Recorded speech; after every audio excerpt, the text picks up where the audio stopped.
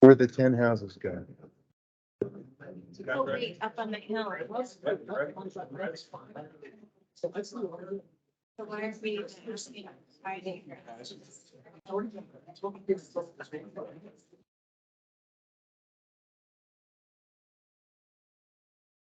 Call to order this regular Town of Monument meeting at the Town Council. What is today? February 6, 2023. Please rise for the pledge. Pledge allegiance to the flag of the United States of America and to the republic for which it stands, one nation, under God, indivisible, with liberty and justice for all.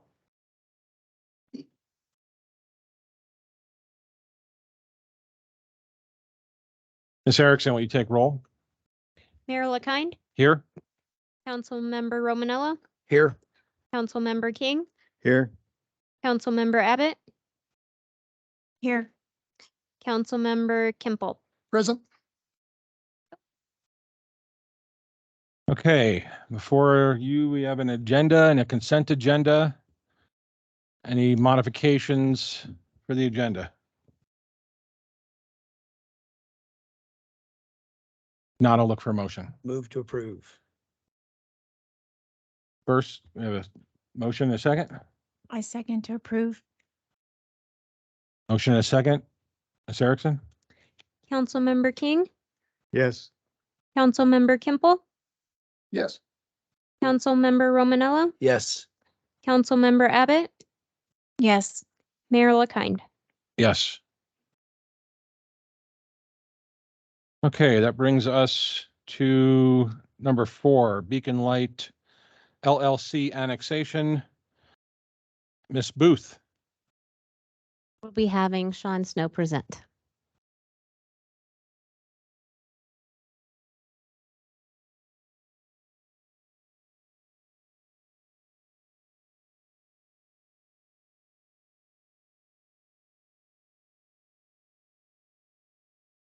Okay, I'm calling up the presentation. My name is Sean Snow. I'll be presenting this evening on the Beacon Light annexation.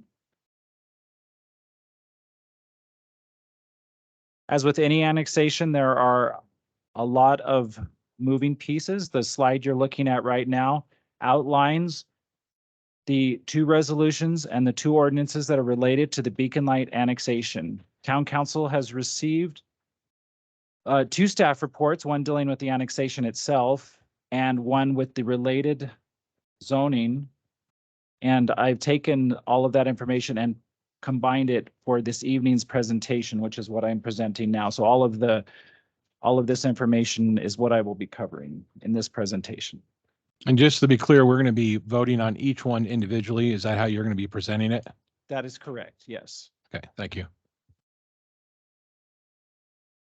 So the site location is west of I-25.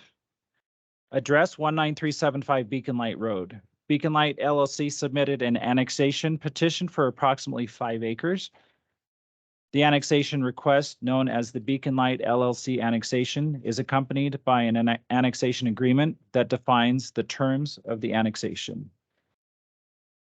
To comply with state annexation requirements, this proposal will not extend boundaries of the Town of Monument city limits more than 3 miles in any direction from the present municipal boundary. The annexation of the property meets the requirements of and fully complies with the applicable requirements of the Annexation Act and Section 30 of Article 2 of the Colorado Constitution. Zoning and land use. At present, the parcel to the south within the town's borders is zoned as light industrial with outdoor storage as the primary land use. To the north is a zoning designation of industrial in El Paso County. The arrow you see on the map to the right points to the white parcel just north of the present limits of the Town of Monument. Colorado's annexation statutes require there be a community of interest between the property's planned use and the town. Contiguity can suffice for this to exist, but also the future residents can be expected to shop, work, socialize, and recreate within the town. Monument's annexation plan and growth area plan adopted in February 2017 as part of the town comprehensive plan envisions annexing this area of El Paso County. In addition, The passage of Resolution 22-2022, a resolution adopting the Town of Monument 3 Mile Plan for 2022, aligns with the current proposed annexation. The map on the right outlines what I just mentioned and shows the yellow parcels which are envisioned as part of the growth of Monument through the use of annexation. Proposed zoning. The future land use map from the comprehensive plan envisions this area as light industrial. Light industrial zoning matches the uses that are already within town limits. To the south of this parcel, types of land use in an LI zone include contractor shops, equipment sales, freight yards, light manufacturing, warehouses, and self-storage, outdoor storage, and offices. The map to the right outlines what I just was discussing, and it shows the arrow with the proposed zoning types there on in that kind of brownish area. Here, of course, is the annexation plat. You're not expected to read all that. This is mostly for illustrative purposes. The 5-acre parcel there is what's outlined on the left side of this plat map. County zoning, currently commercial community. Annexation of this area provides more control and land and decision-making authority over what development occurs and will ensure that it complies with the Monument Land Development Code. Annexation will continue to bring properties along Beacon Light Road into the town's boundaries up to the Douglas County line. The Planning Commission reviewed this. Planning Commission's review. They reviewed on December 14th, 2022 meeting. The Planning Commission is required to provide a review and recommendation on the annexation petition to the town per the Planning Commission bylaws. Section 2 of annexation states the Planning Commission shall review all proposed annexations to the town of Monument and make recommendations to the town council as to whether or not the annexation complies with the comprehensive plan and whether the annexation generally is in the best interests of the town of Monument. The Planning Commission unanimously passed this motion for the annexation. Related to the zoning, Planning Commission reviewed the proposed zoning on December 14, 2022, and they also unanimously recommended approval of the light industrial zone district. The town council and annexations. According to the theme set forth in the comprehensive plan, the town will responsibly consider all petitions for annexation of lands within the urban growth area and will not decline annexation of a property except for good cause. The comprehensive plan also outlines how annexation of lands beyond the present town boundaries can benefit Monument. Annexations are conducted in accordance with state statutes, and the petitioner has followed all set requirements. At this step in the annexation process, as dictated by Colorado Revised Statute 31-12-101 and 31-12-123, the town council reviews and approves a resolution initiating annexation and setting a public hearing date. The public hearing date shall not be less than 30 days nor more than 60 days after the effective date of this resolution.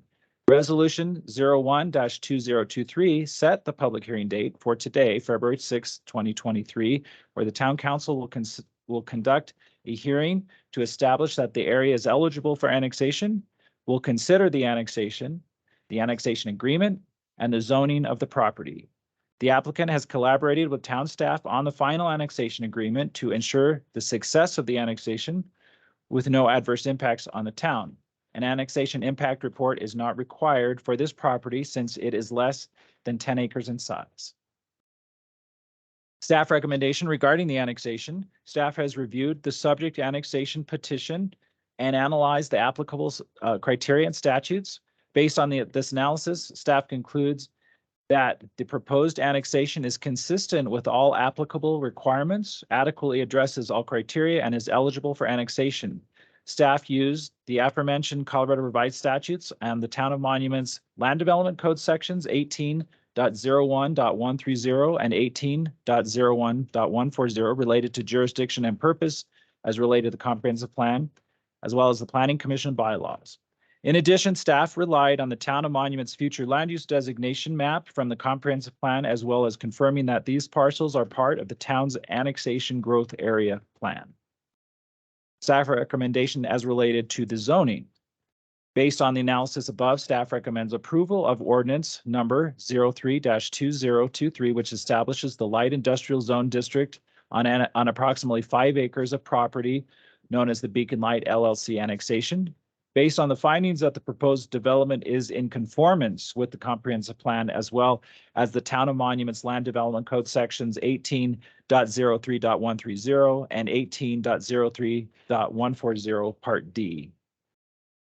These are the motions for approval as related to the 3 annexation items we discussed, which is resolution number 11-2023. That's setting forth findings of fact and conclusions regarding the eligibility for annexation of property located at 19375 Beacon Light Road. And also resolution number 12-2023. This is would be for approving the Beacon Light LLC annexation agreement and development agreement. Also ordinance number 02-2023, which would be annexing to the Town of Monument the area known as the Beacon Light LLC annexation. Finally, regarding the zoning, which would be ordinance number 03-2023, establishing the light industrial zone district for the Beacon Light LLC annexation of approximately 5 acres. So those are the motions for approval. I didn't put all the alternative motions in there, but those are listed in your staff report for ease. We also have the applicant here this evening who has a presentation prepared as well. Excellent. Okay, so we have another presentation by the applicant.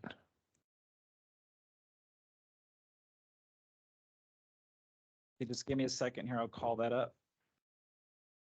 Thanks, Sean. Good evening. My name is Keith Moore, the architect and planner for RMG Architects and Engineers.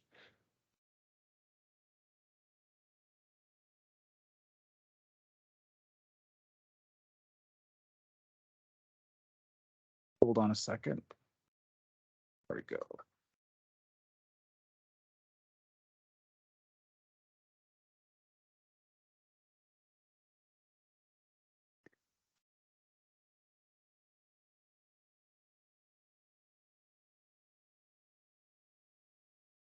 Look to the next slide, if you would, please, Sean. So I'm going to cover just a little bit of what Sean covered in his presentation. This property, as the description is 5.02 acres, bordered on the north end of the existing town limits of Monument, and currently just north of the zoned light industrial zoning. We are on the interstate with the east side, and El Paso County zoned on the west side of Beacon Light, with El Paso County zoned commercial to the north of our current property. The development phasing of this is a proposed office building, two-story office buildings, approximately 3,500 square foot each. Phase 2, a storage building, 2 stories with a basement, approximately 23,700 square foot. And then phase 3 would be storage buildings, maintenance shop of 1 story each, in the neighborhood of 6,000 to 1,500 square foot. Next slide, please.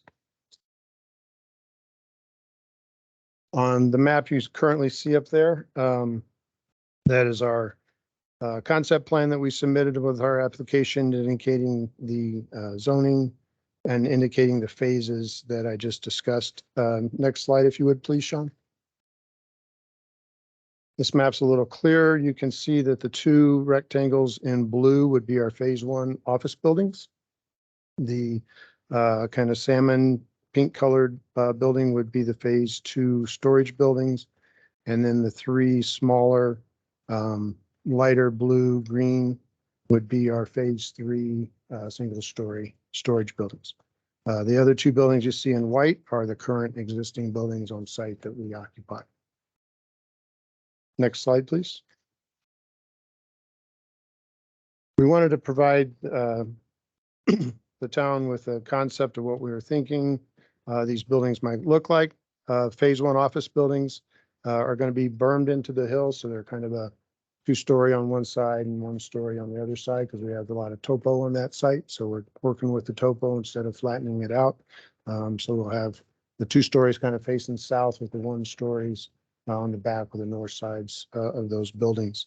And we're trying to salvage as much of the trees. We have some nice big ponderosas up there. So we're trying to salvage as much of the trees. And that's why we kind of got them positioned where we do up on that hillside on the site.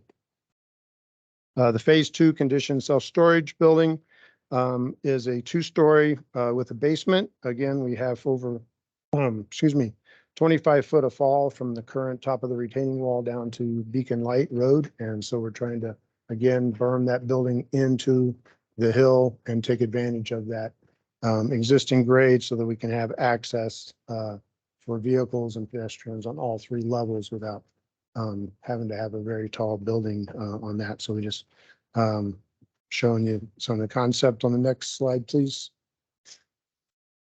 So that's the south and west elevations that you're looking at there. Next slide, please.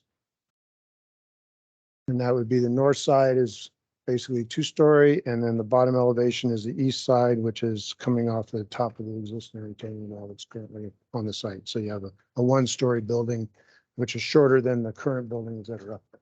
So next slide, please, Sean. And phase 3 is a series of more single story storage buildings for drive-in access and on-grade storage, non-conditioned space that would occupy the upper level of the retaining wall. And then we have a small existing drill shop where we maintain RMG's drill rigs, and that would be a 3rd building that would be up on that north border for the drill rigs to be maintained and housed out of there. So, and that concludes our presentation. And if any questions for us? Okay, thank you. Any questions from the board?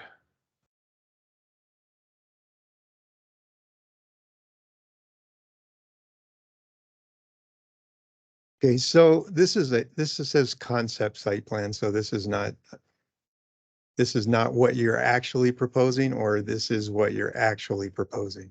It's a concept at this point because that's all we required to submit with the annexation. So we will have to come, if the annexation is approved, we'll come forward with a full site plan submittal that'll show in detail what we're doing.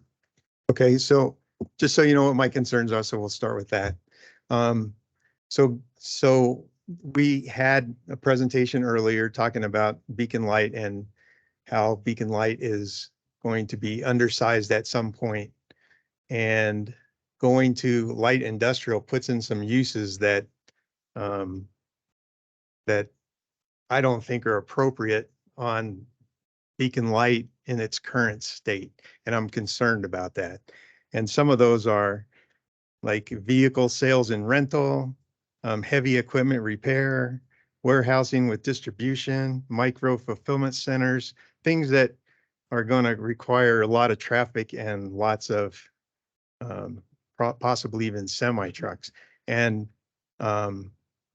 if we rezone this property to that zone without, like if we were doing a PUD, we could specify this stuff, but going to straight zone district, now we got to deal with, you get this property rezoned and then somebody offers you money and you flip it to them and then they put in stuff that's going to create problems, adverse problems for the town on this road. So how do we get around that? That's all due to your ordinances. So you'd have to do that in all your bylaws. I mean, we've presented what, the current owner is thinking is going to work best for his use on that lot. And, that's all in accordance with what is currently in your zoning requirement. The LI was what was recommended for that site before we even approached about annexation in this town's master plan and the town's annexation plan. So we were following along with what was recommended by the town's master plan to be that LI, because we're joining LI zone currently for the town. So we were just continuing with that.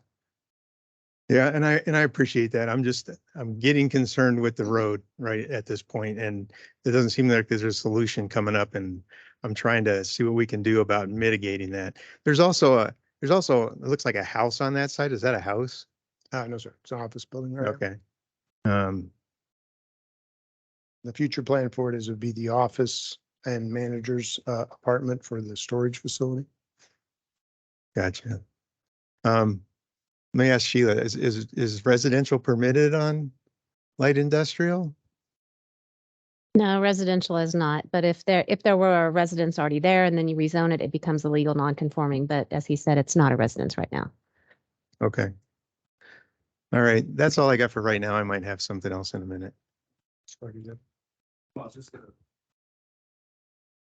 I'm John Clark. I'm the owner of the property and also founder of RMG, who actually is using that property now with the drill rig operation and the offices. And we've been there since 2010 and we plan to stay in the area. We've been in business for 36 years and we're a local company. So we don't have plans for major manufacturing or anything like that at this point. And of course, there's still the site plan approval process that would occur after that. And that's where you probably could really see what we would be proposing if it did change and could affect the streets and the traffic usage in the meantime until it does actually get improved. But I just want to kind of give a little more, this is what's the office spaces with what we're looking for at right now. We're still trying to decide whether RMG will actually be in that office space or not. We're already in the office spaces in the back that you're thinking was a house. I think years and years and years ago was like a log cabin or something that got converted into office space. And that's what our architects are in there right now. And we plan on keeping that kind of office. But the two phase one buildings, that would be the initial stuff that might occur before Beacon Light got, maybe widened, would be mainly office space, because I've seen a lack of good office space for small businesses and that sort of thing. One of the buildings we've been thinking about having RMG have their corporate offices there. Again, we're kind of in a flux ourselves right now because our main office building in Colorado Springs got condemned by the utility department because they're going to demolish the whole area and we got an eminent domain. So they're taking over the whole space. So we're trying to move around fast where we're going to move our offices and stuff. So we're kind of in a flux exactly what we're going to do, whether part of the RMG is going to be up here or all down in the Springs or still a mixture like we have now, part up here, part down there. So that's kind of was the intent of one of the office buildings, and the other one would be for like small businesses and stuff. Because when we look for other office space, it's really kind of a shortage of good office space in Monument that we've seen. So that's kind of my focus, is that kind of use. And then the storage is a kind of a good use. We liked it kind of near. I think we'd have good access for the local residences being where we're at rather than kind of out more in the big commercial areas. And it'd be good more for the local residences, and mainly that kind of traffic would be using it. And it's conditioned space that we're looking at for the main building for the storage. So just be that kind of use. So just kind of want to give a little more background for you. Any questions or? I just want to confirm and clarify that all we're doing right now is approving whether we annex this into the town or not approving anything that's going to be going on it. Right. Right, you're approving or you're reviewing annexation and an initial zoning of the property. Any Okay. development, if you were to move forward with the LI zone, would be administrative further down the road. Okay. And this is a public hearing item? Okay, so Let me just finish with that. So we are changing the zoning in addition to annexing the property. And that zone district at that point would be straight zoned, and then everything that goes on with that will be administrative after this point. Right, it would have to meet the code that the town adopted as far as the standards that are in place, yes. But by the same token, all these uses that are in this table would be permitted on that property if we go with a straight zone district. Correct. Any straight zone district you go with, it is the code that is adopted, and the uses and the standards that are in place are what we as administrative staff have to enforce. So can we restrict any of those uses if we annex this property? I will turn that over to the town attorney to answer. Thank you. So the best way to do that, I think, would be to look at PUD zoning because that's what it's really intended to do. Otherwise, you could enter into an annexation agreement that where the landowner gives up certain uses by contract. But the PUD zoning is probably the better way to consider that. If you're concerned about specific impacts of specific uses that could be allowed under straight zoning and trying to mitigate those, that's a issue that's best dealt with at annexation because you have the ability to choose not to annex or to annex with conditions. Once it is in under straight zoning, and I have to admit that I do not know your planning code very well yet, but I'm not sure what ability you have to require mitigation related to impacts through the development process. And There are some design standards. There are the setbacks that are in place as far as setbacks from the roadways. But as far as limiting the uses, no, the uses are by right within that district. So no, we would not as a staff have the ability to restrict those uses, except unless the building that was proposed didn't meet the standards, but not the use. Is there a land use that you don't like? Well, yeah. Okay, these are the land uses. Right. Warehousing with distribution, micro fulfillment centers, heavy vehicle repair, equipment sales and service heavy. This property goes from being 35% or from 40% to 35% or vice versa, whatever. But so there's some restrictions on that as far as the lot coverage and stuff goes, but somehow we have to figure out a way to really minimize any heavy truck traffic on Beacon Light, because I think we both know that Beacon Light isn't going to get improved enough to handle those kinds of uses. And I do believe he's going to do what he says he's going to do. So it's not that, but if we change that and something happens and this property gets sold to somebody else, they could literally go on there and do those uses. Now, as far as traffic goes, just to be fair, right? Commercial uses could have a gas station and a 7-Eleven and other things that would generate a lot of car traffic.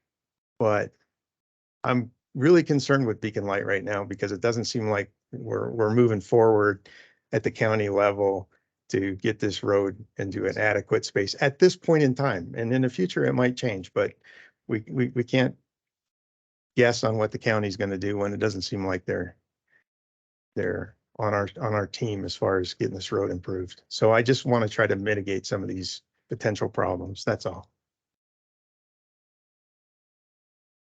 Okay. Again, this is a public hearing item, so we go ahead. So a question, have you discussed or gone to El Paso County as well?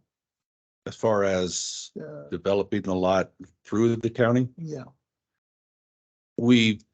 no, when we Okay. built the warehouse, we were in the county at the time and worked with them then. The concern is that we were encouraged to annex mainly, if anything, we need to be on town water. Yeah. And without being annexed, that would be a difficult thing to do, understand? Okay. Because we're on a well right now, and I know the goal is to get everyone off the wells and get onto the city water, and we're fine with that, to conform with that, but that requires annexation. So that's one of the big reasons. And when we were first contacted on this is actually about 3 years ago by the town attorney at that time, that they were kind of wanting us to get annexed because that whole area was, a lot of things were happening up there and everything. So one of my, again, just so everyone understands where I'm coming from, is one of my biggest concerns. And one of my biggest concerns, sitting on the board with all the development, everything that's going to be coming at us, is safety and accessibility. And that road, for whatever is going to be built on your site, it's going to add traffic coming from the north down and coming from the south going up. And that road is just inadequate doesn't have sidewalks, it's not wide and it's not paved. And then, coming from the north, it's dirt. Then the wintertime or rainy season. There's gonna Well, be a lot- apparently if you're aware, it's in the plans now to improve from our lot all the way up to County Line Road. We've been contacted by them. They're looking for a temporary construction easement on the property because they're going to be regrading that whole road and paving it and straightening it out. So that part's going to be all improved. Hopefully. I don't know if it's going to be wider, but it's going to be much better. Yeah, they And said, that's gonna be in the next couple of years. we heard earlier February, it's now pushed back to February 2024. Before they'll start that project. It's coming from the county, right? Spoke with the county. They will be finishing the right-of-way acquisition by this fall and then commencing construction in February.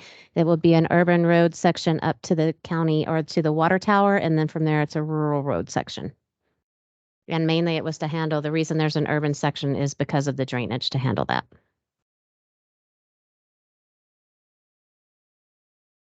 Any other questions from the board? Okay, public hearing item. That means we can let the public speak. Anybody want to speak for or against the Beacon Light LLC annexation? Yes. Yeah.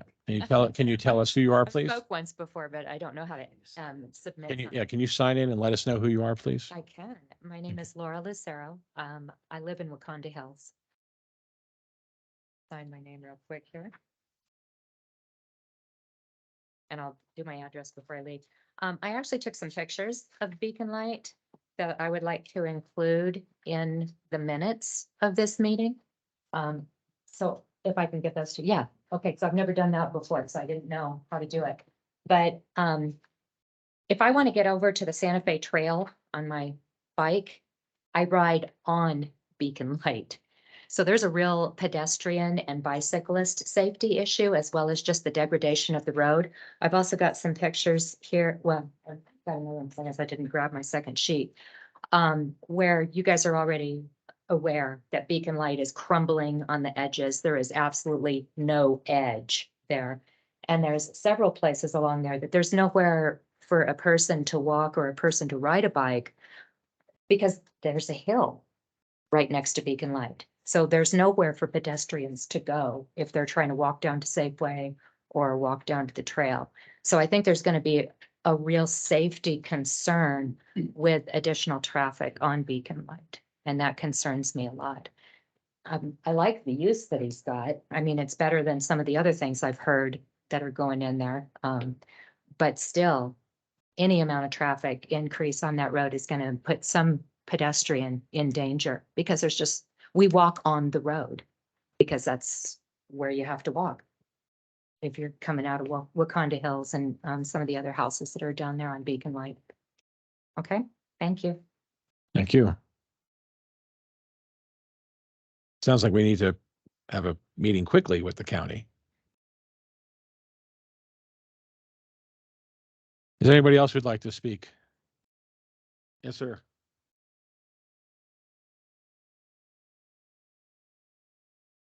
Mike Kopazinski, 18865 Spring Valley Road.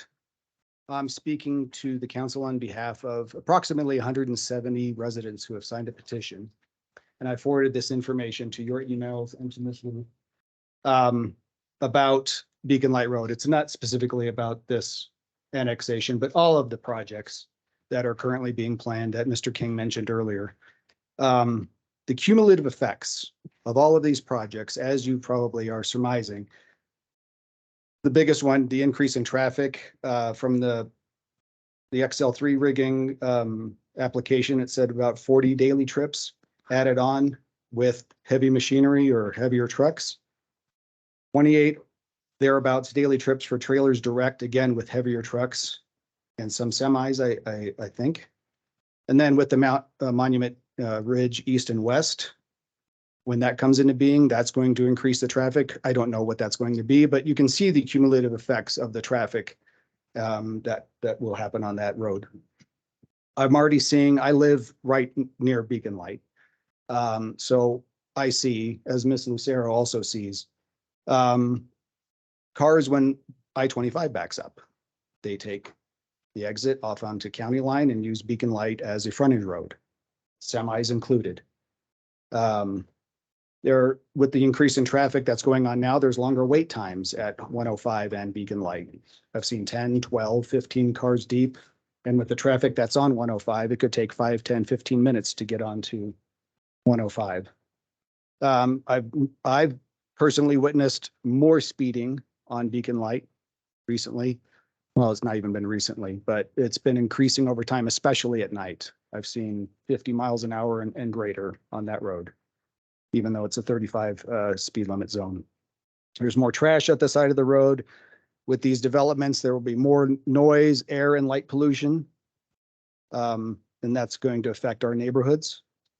There's less open space, obviously. It's going to be more cluttered when you're coming down I-25, and the view from down I-25 is going to seem more cluttered than even it is now with the businesses that are there.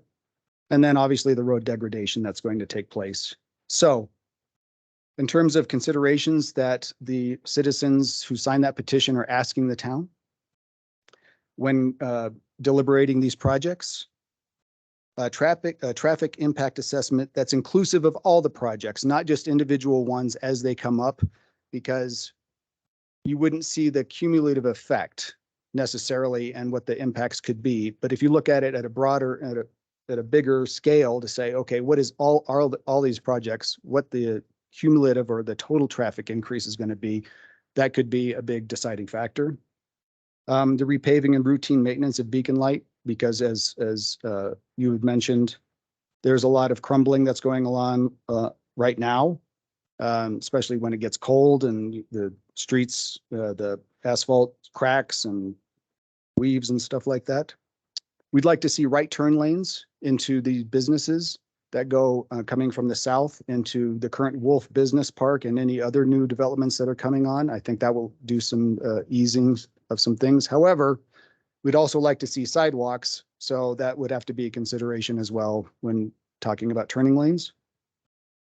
The contiguous sidewalk from where it stops now, just north of the mobile home park, all the way up to perhaps where RMG is. Architectural and landscape standards on all new developments, so everything has a kind of a same look and feel. The preservation of trees. Maximize building and parking lot setbacks to the towards I-25. Minimize building heights, minimize lighting and signage as reasonable. Document, plan, and monitor actual water usage that's going to be used by these new developments, as that will be obviously, as with our water situation, that needs to be considered as well. So overall, we're asking that the council and the planning commission seriously consider our citizen input when assessing each development project and how collectively they will impact the town as a whole. Thank you. Thank you. Certainly. Council members, a copy of that email and the petition were placed on the dais before you if you need them. Yeah, thank you very much for that. Are there any other people in person that would like to speak? Yes, sir. Yeah, if you can come up here and come on down. You could let us know who you are I'll be and happy to sign in. Great. Okay. Essentially, I'm a resident with Conda. Okay, one street in. Okay, and when you get all that traffic, there's a serious concern for safety. If you go down to the south end, you have Safeway that has a traffic light, and there's a side road, if you will, okay, that people turn to the right if they want to go to Palmer Lake, and they merge onto the road. I've seen so many people whip down through that road, and somebody trying to get out from Beacon Light onto 105. There's no traffic lights. Okay, it's like a hairy, scary kind of a thing. People coming across, and then also you have people on the other side coming out here from the town hall. So you have an abutment. You have 105 coming. many people don't realize it's a timing thing that come out and you go, you hope you don't hit somebody. To put in a second traffic light there, I think you're gonna have tremendous congestion, particularly if you have that all the way paved up to the top. And that road will essentially become another way to get on I-25 north for many people instead of going down and around. You'll see much more traffic going up for people trying to catch instead of going all the way down by Phillips 66 and across 105, or well, not 105, but you have to circle around. Then you go up Monument Hill anyhow. So I see a lot of traffic coming, a lot of safety. Kids on the school bus stop right there at that little development before 105. To me, it's dangerous. So thank you very much for your audience. Okay, and I'll try to sign in real quick. Mr. Anderson, we have anybody online?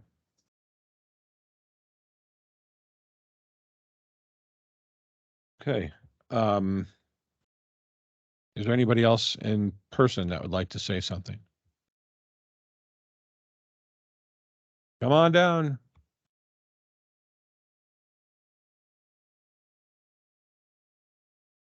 Speak very well. So That's okay. I'm Catherine Boyd, live on Wakanda Way. The gentleman doing the presentation, what's the footprint of the current operation that you've left or having to leave from the Springs? And how many employees? Ma'am, can you address your questions to the I'm council sorry. and they'll pay attention and they'll have a Okay. chance to Okay. respond. Okay. I was curious as to the size of the operation, how many employees they have, and what kind of, if they're semis and, just sort of a operational question. The size of it. Okay, thank you. Can you fill out your name and Can he everything? answer me or no? We're gonna give them chance to answer everybody's comments.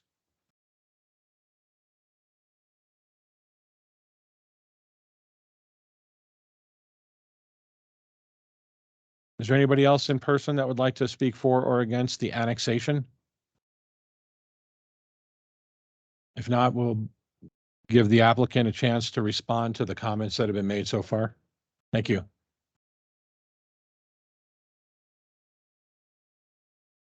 Thanks for the general questions. Anything more specific numbers wise, then we'll get the expert up here.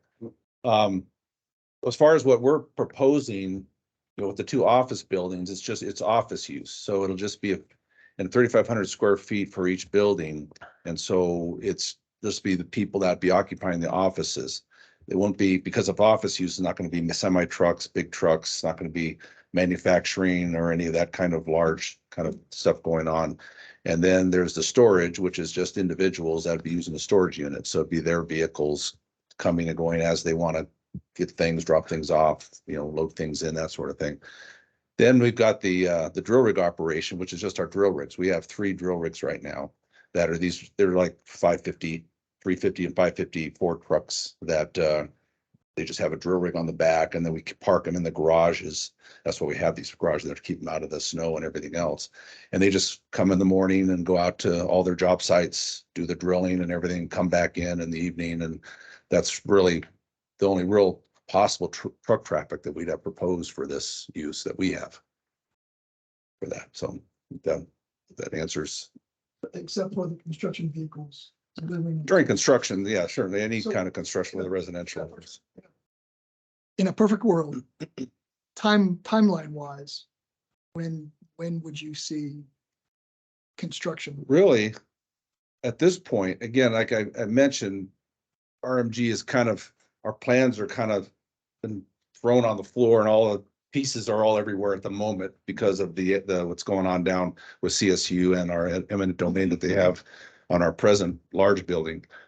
But really, the first thing that would happen really is just to get water to the existing buildings. We're on a well right now. We want to get on the city water. So that's really the main thing that we do know would probably happen within the year. For the first phase, it would be the office buildings, and would probably just one office building. Now, if RMG decides to use it, that could be within the first year. We kind of run out of our timeline to be able to do that because of the timing of everything. But, so it could be, 2 or 3 years before we really start the office buildings. The only other thing that could happen sooner than that could be the drill rig. We may put, add that as our drill rig. If we get another truck, we might need to build that other drill rig building.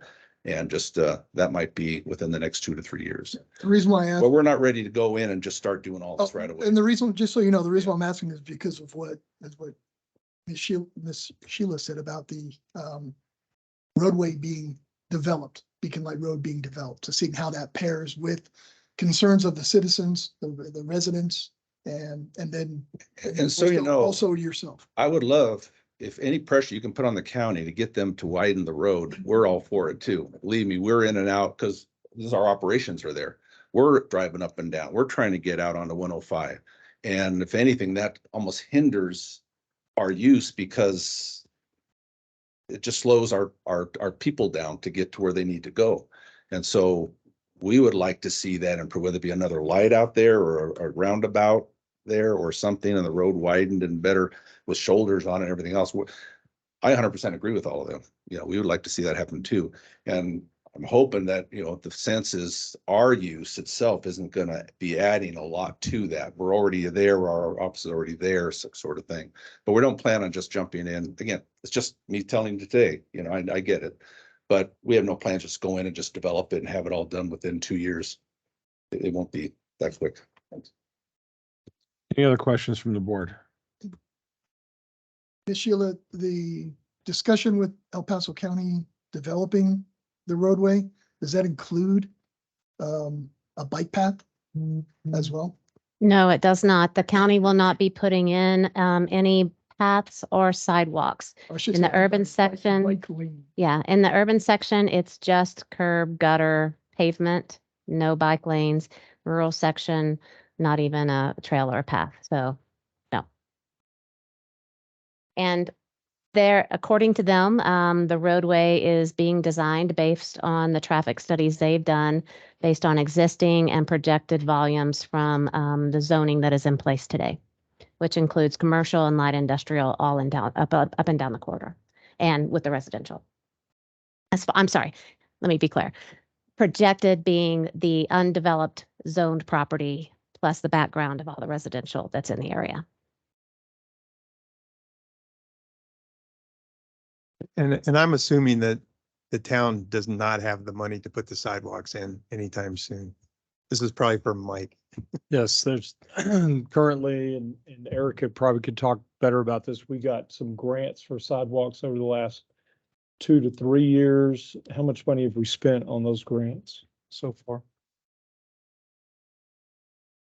Hate to put her on the spot, but it's several $100,000. Yeah, Mr. Mayor, Town Council, we have been recipients of the CDBG funding, the Beacon Light Sidewalk project that you see down this road. We received a grant in the amount of, I believe, like $263,000. And this year we'll be completing another portion from 2nd to 3rd Street to kind of complete that project for another $100,000. We do have another application. It was just submitted Friday for additional funding from that grant. However, it's on this side of Beacon Light around the establishments, post office, town hall, grocery stores, and part of our connectivity project. Yeah, so And when we first started talking about the design with the county, we were hoping that they would be able to put sidewalks and bike lanes and everything just like we're doing on Jackson Creek Parkway. And so most of our money is being spent in that area, hoping that the county would see the need and supply the need for the people that live in Wakanda Hills for bike lanes and sidewalks. And so far, their designers haven't seen that. And for the properties that are in the town, the sidewalks will come as the development comes. If it's in the county, we have no control over that. So assuming that they do this road in a year or two, where would, and assuming that Monument would be responsible for putting sidewalks in, if any sidewalks go in, where would that be on our priority list Do you have that for there So yet? as it develops, we would put that priority on the developer. So the developer would have to put in the sidewalks as they built. And then our priority, we've got the entire downtown to look at right now. We've, under an ADA compliance that we're looking at for our downtown, like Erica said, we're trying to get enough money to complete Beacon Light, to the south. And then, we've got the Jackson Creek project. And then I would think probably the next thing we've got is, Beacon Light all the way south to Baptist Road, Old Denver Road. That's another priority for the town. And so that's going to be $30 to $40 million, by the time we look at that. And so there's a lot of priorities in the town of Monument for roads, sidewalks, and things like that. And, it's once again, it's your policy and your decision at budget time on what is a priority. We just implement your priorities. Sheila, is there, having looked at the proposed plan from El Paso County, is there growth for a right turn lane and those kind of things? No, and Facilities no, and they're not warranted based on the studies that have been done. based on the current studies. Right. Do we have copies of their studies? They said they turned them over prior to me being here, so I'm sure they're somewhere upstairs. I haven't seen them, but I could also request a copy to make it easy to find. Okay. We know somebody over there now. People. We know people. Excellent. All right. So if there's nobody else that wants to say something from the public, we'll close that part. The board's already brought up their concerns. So at this point, this is a vote on the annexation of the property, not what its intended use is later on, other than the fact that it's being rezoned. So I will look for a motion on item 11, 2023. I'll make a motion to approve resolution 11, 2023, resolution setting forth findings of fact and conclusions regarding proposed annexation of a parcel of land of the town of Monument known as Beacon Light LLC, generally located at 19375 Beacon Light Road, and hereinafter more specifically described in Exhibit A. I have a motion. Do I have a second?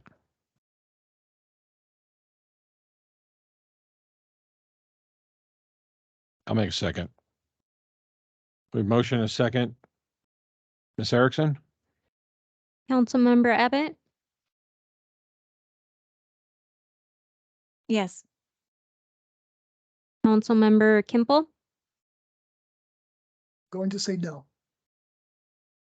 Councilmember King, So for the record, I don't have any problem with the uses that the applicant's doing on this site.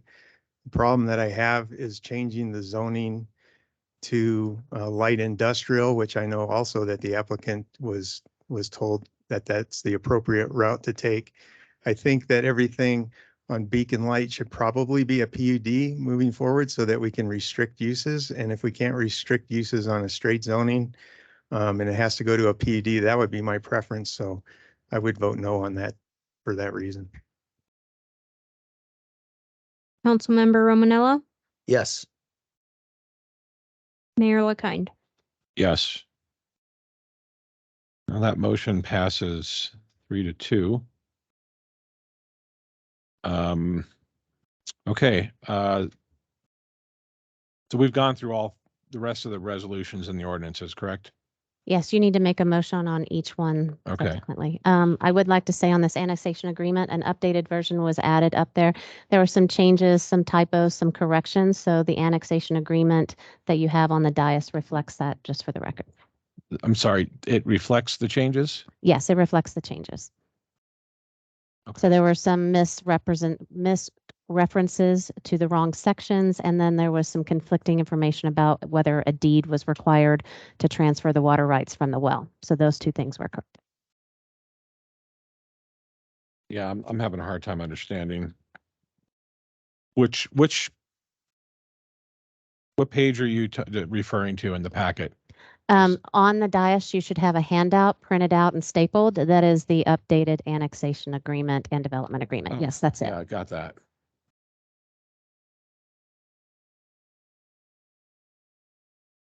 That would have been helpful to, yeah.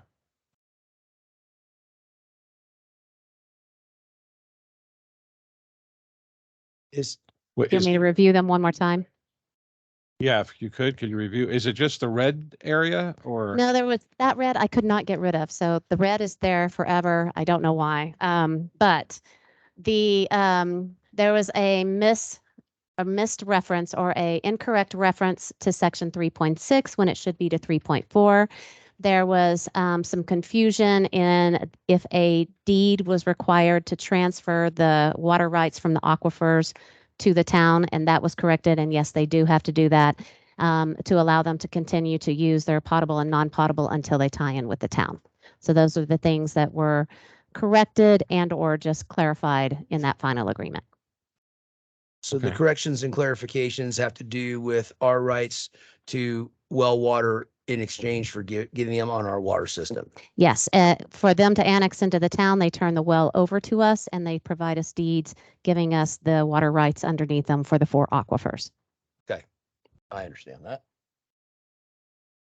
Anybody have any questions about what the, And that is what we were voting, if it's moved, what we'd be voting on with B. Yes, so Okay. this would be the annexation agreement between the property owner and the town. okay. Do you guys, anybody have any questions for Sheila about the annexation agreement, Ms. Booth?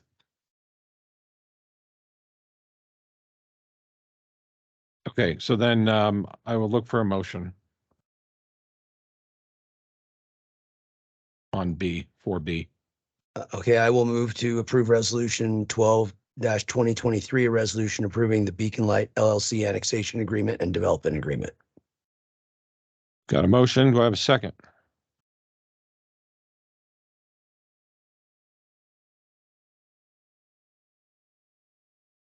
Okay, I will second it.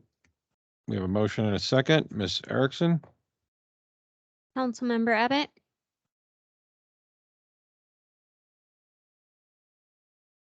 Got that. Yes. Councilmember Romanello, Yes. Councilmember King, Well, since the uses and everything else have already been approved and annexation into the town and is going to be on top of that, so I'll vote yes for the annexation. Mayor LaKind, Yes. Councilmember Kimple. I'll go back to, I wish that, yeah, it's still wanting the PUD place, the annexation part, but yes. Thank you. All right, that motion passes 5-0. Next one is ordinance number 02-2023.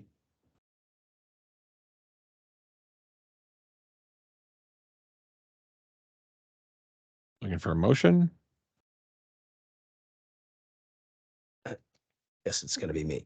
I'll move to approve ordinance number 02-2023, an ordinance annexing the town of Monument certain lands known as Beacon Light LLC annexation. I'll second that motion. We have a motion and a second. Ms. Erickson?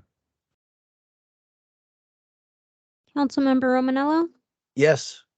Councilmember King, Yes, for the same reasons. Councilmember Kimple, And yes, but I have the same concerns and reasons. Mayor LaKind, Yes. Councilmember Abbott. Yes.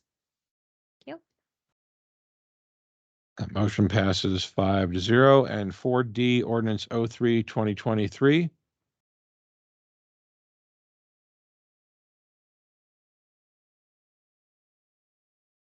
I'll move to approve ordinance 03-2023, an ordinance amending the official zoning map of the town of Monument, establishing the light industrial zone district related to that area known as Beacon Light LLC annexation and consisting of 5.02 acres.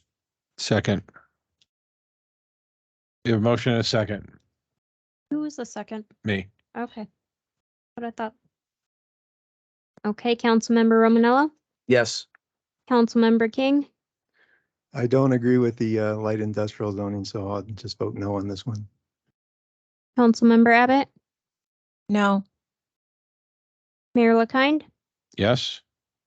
Councilmember Kimple. No, it should not be light industrial. All right, that motion fails 2-3.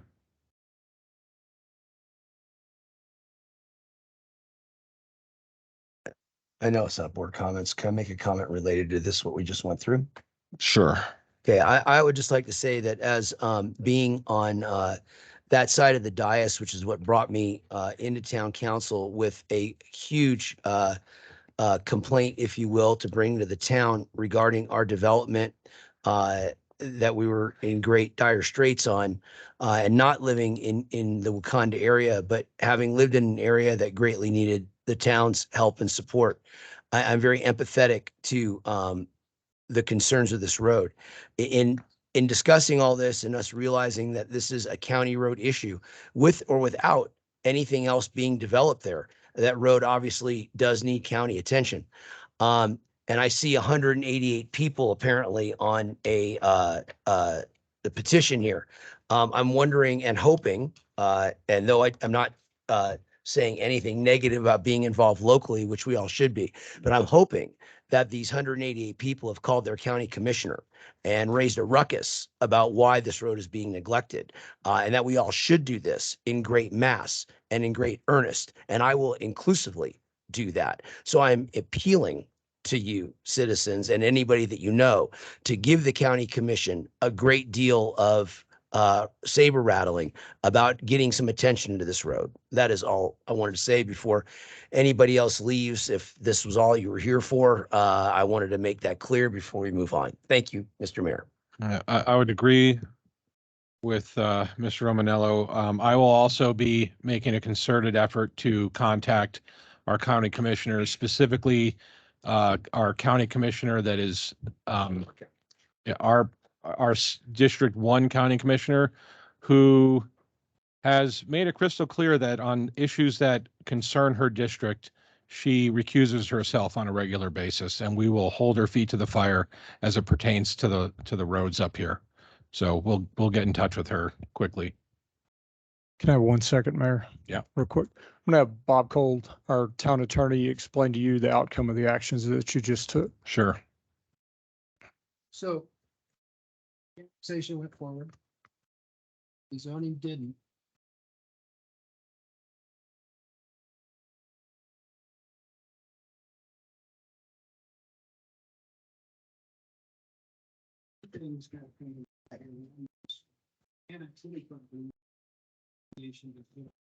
Days, based on the annexation ordinance, though, agreement, excuse me, the annexation agreement, the applicant, the petitioner has the right to pull back out if you didn't grant the requested zoning. So they have the ability to reverse this if they don't like tonight's decision on the zoning, or any future zoning decision you might make.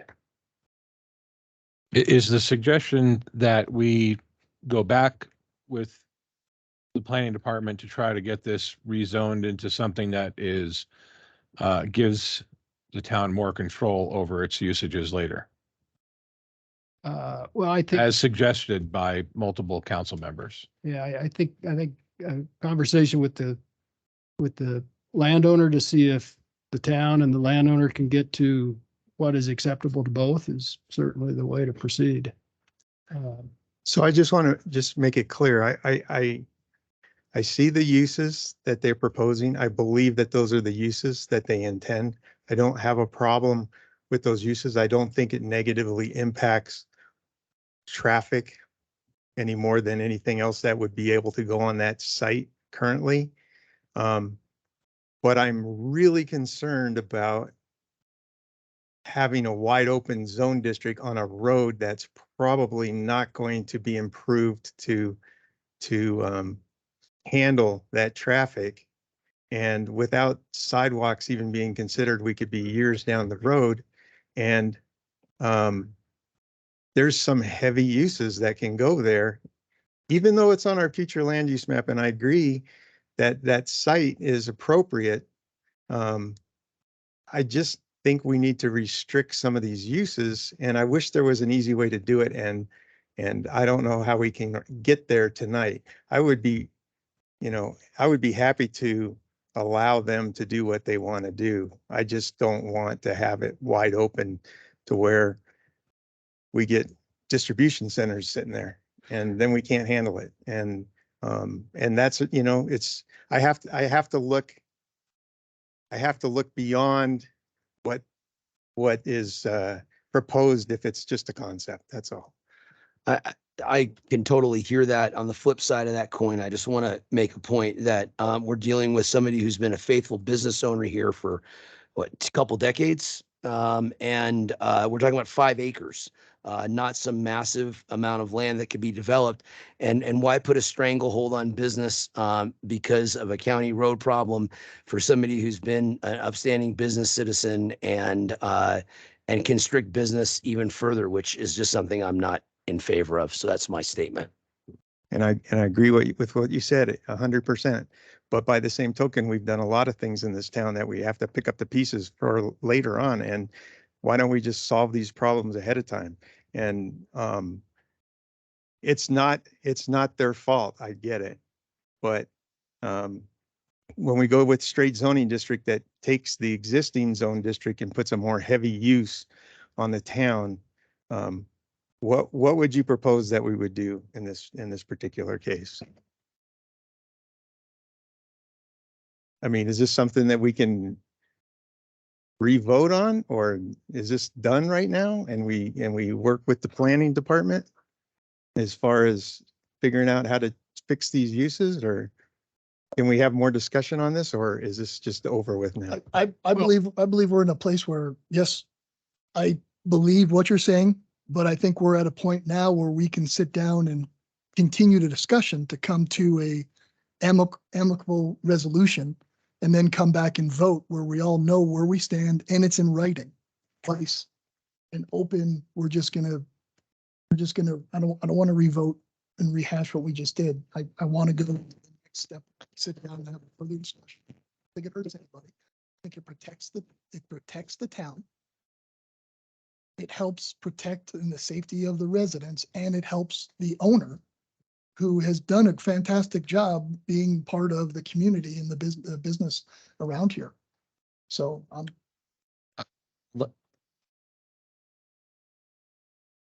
Just if 1 second, if you could, or the next ordinance, is this tied to the 4 we just, because I heard XL rigging.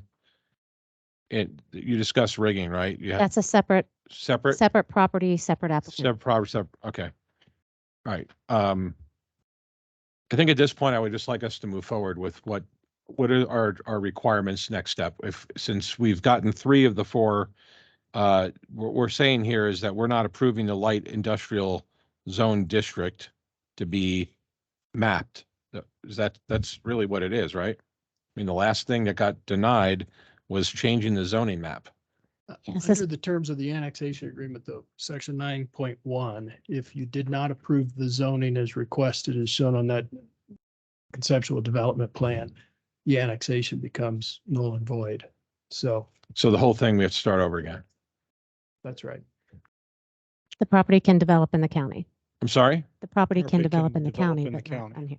Okay, Not so in the they can town. develop in the county, or we can ask them to come back and go with since we can't we're not going to change our land uses for light industrial. What we're asking is, if I'm hearing correctly, is you would like this to be a PUD so we can restrict the land uses from what they currently get in a straight zone. I would personally like to see everything on Beacon Light turn into. Well, a that's PUD. not up for, I understand. we have to deal with what the applicant's bringing to the But the table. only reason for that is because of the road.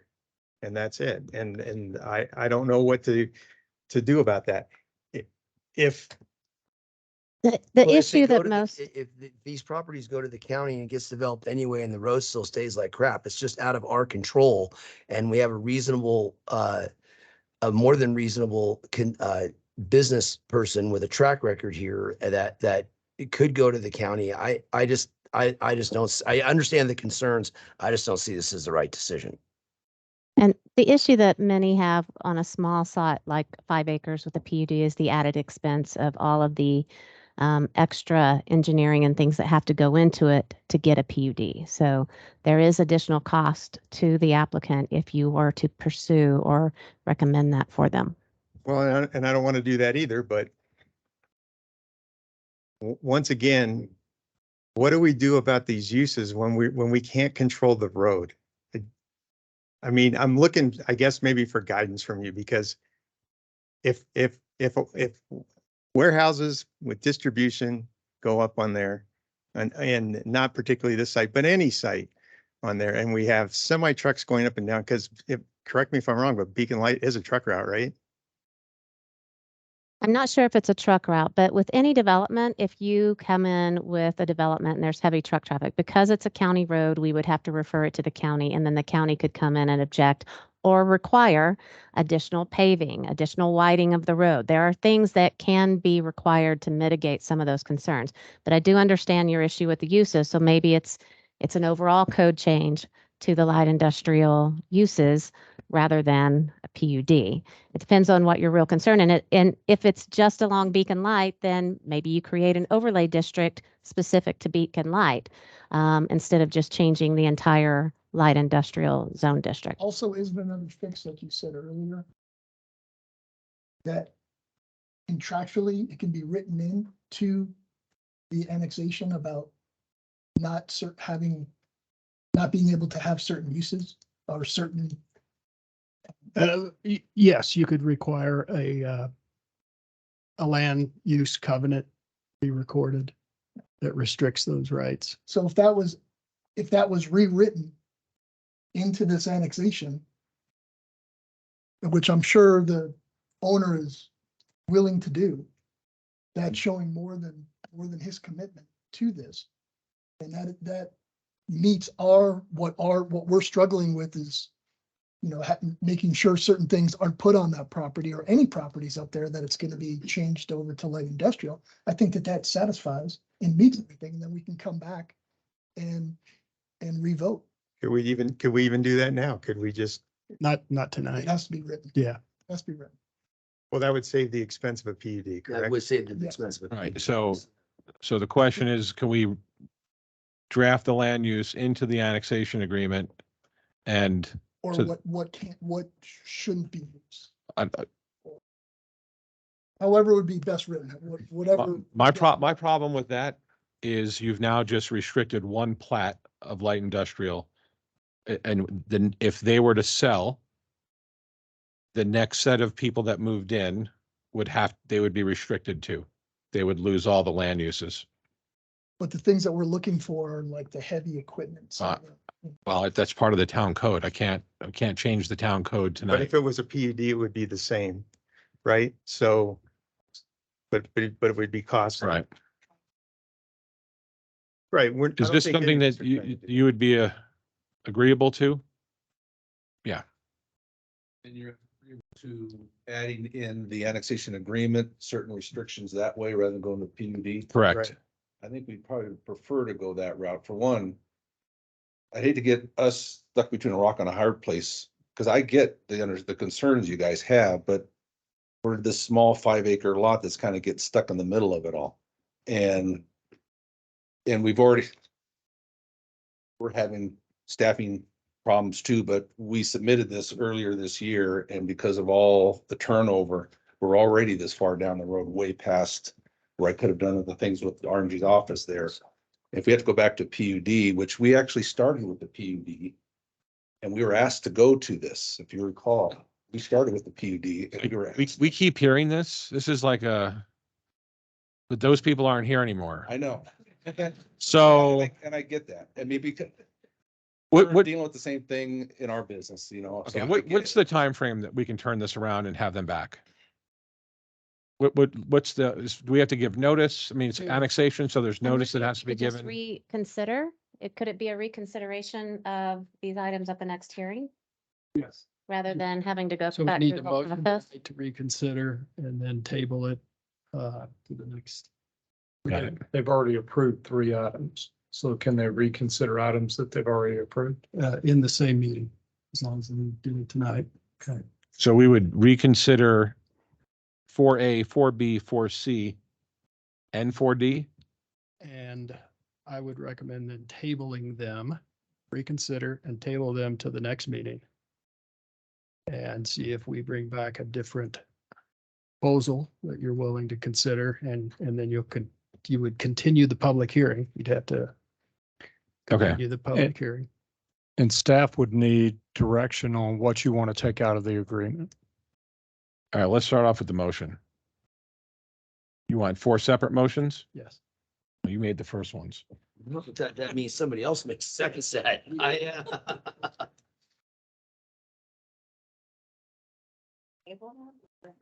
Reconsider, right? Reconsider. and First reconsider and then bring up the initial motion, and the motion would be to table then that ordinance or resolution. But it has to have a date because it is continuing. That's right. So Correct. what's the next meeting date so she can say it properly?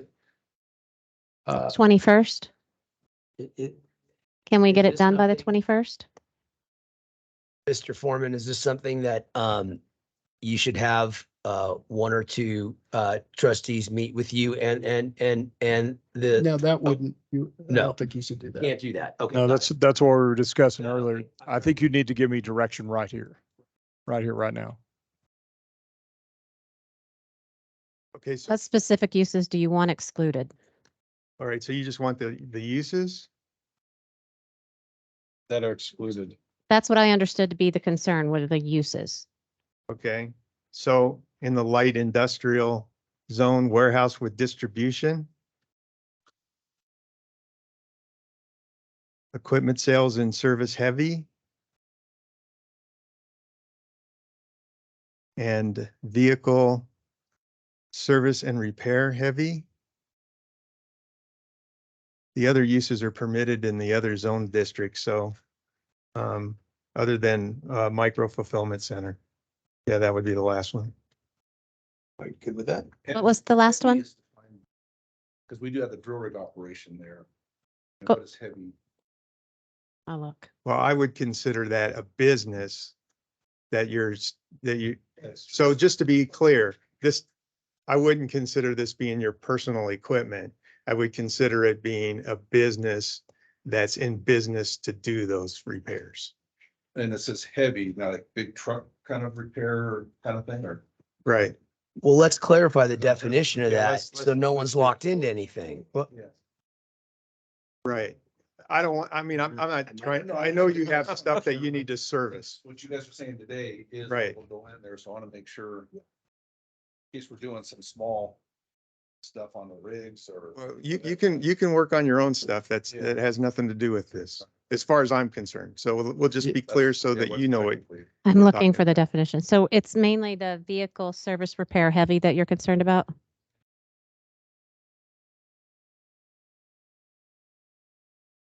Sorry, I'm So, having to Mr. Mayor, if I scroll. could suggest maybe a better way to proceed is if staff could get your concerns, and then we'll work together and work with applicant to try to come back with something for you to consider. I want to make it clear, though, that you're not making any decisions that anything's acceptable tonight, because that's not before you if you do this route that I'm suggesting and in reconsidering and then tabling. Okay, so do we Here's need the- to reconsider and table, or you want us to hold off until you come back? No, that is what you need to be able to. Okay, what's the this back correct before language? you Do you have without a language new for this that you're gonna be saying, or do you need? Just wait for Mr. Romanella to come back. Do you want me to read the definition? So vehicle service and repair heavy, an establishment involved in major repair and maintenance of automobiles, motorcycles, trucks, blah, blah, blah. Service includes engine, transmission, or differential repair, reconditioning or replacement, bodywork, upholstery work, painting, associated repairs conducted within a completely enclosed building. And light says anything in excess of 10,000 pounds becomes heavy. Yes. So light is 10,000 pounds or less. Well, 9,999. Well, If it's whatever we need to do to make it so that it doesn't affect him with his personal equipment. Yeah. Yeah. Right. But a business that's in business to service big trucks and things like that. What was the last one? I thought there were 4. I only have 3. Micro fulfillment, Micro distribution. micro distribution. Thank you for bearing with us here. So, Mr. Mayor, if I could suggest for you, I think the first action would be a motion to reconsider ordinance 03, 2023. No, we'll go reverse order back up through the list. Motion to reconsider and And then table. you'll have a second motion if you approve reconsidering it to bring it up and table it. Okay, so I'm going to make a motion to reconsider ordinance number 03-2023. An ordinance amending the official zoning map of the town of Monument, establishing the light industrial zone district related to that area known as Beacon Light LLC annexation and consisting of 5.02 acres. I'll second.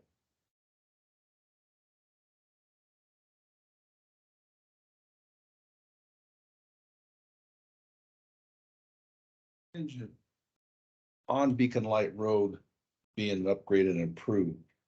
Way down the road, not that I have anything planned, but again, you don't want too many restrictions on a piece of property, and I'm okay with this. But if the Beacon Light does get improved, does get upgraded, is this still an issue? Could it be contingent upon the Beacon Light being fully improved or whatever the anticipation is for the road? Mr. Mayor, Yes. I think these are the kinds of issues that are not appropriate and before you tonight. And so I would recommend that we work with the applicant on those issues, see what we can Possibly adding at the end. come back and Okay. Hoping that. present something I just for wanna you. Throw that thought out there that this is all was dependent upon the existing state of the road. If it does get improved and everything. Because only our lot is getting this restriction, which is fine. Oh, I have a feeling the next one will too. Right. Yeah. But all the ones south of us that are already in the town and such but again, I just want to throw that out there. It was kind of contingent upon the condition of the road and if that were improved, but we can. We'll work that out with the town staff. Thank you. All right, so we had a motion and a second to reconsider. Ms. Erickson. Councilmember Romanello, Yes. Councilmember King, Yes. Councilmember Abbott, Yes. Mayor LaKind, Yes. Councilmember Kimple. Yes. And so now I think the motion would be to take whatever action you wish on ordinance 03, 2023, and that could be to table it. Yeah, so I make a motion to table ordinance number 03, 2023 to February 2021 or February 21st, 2023. Second. We have a motion and a second. Ms. Erickson? Councilmember Romanello, Yes. Councilmember King, Yes. Councilmember Abbott, Yes. Mayor LaKind, Yes. Councilmember Kimple. Yes. All right, before we move on to 4C, I'm just, Ms. Erickson, you probably have to get with me about all the papers that I already signed. Okay. All right, for 4C, I make a motion, ordinance number 02, 2023, an ordinance annexing to the town of Monument certain lands known as Beacon Light LLC annexation, reconsider. Second. We have motion and a second. Ms. Erickson? Okay, Councilmember King, Yes. Councilmember Romanello, Yes. Councilmember Kimple, Yes. Councilmember Abbott, Yes. Mayor LaKind. Yes. Now I make a motion to table ordinance number 02-2023 to February 21st, 2023. Second. We have a motion and a second. Ms. Erickson. Councilmember King, Yes. Councilmember Romanello, Yes. Councilmember Kimple, Yes. Councilmember Abbott, Yes. Mayor LaKind. Yes. All right, anybody want to take the next one?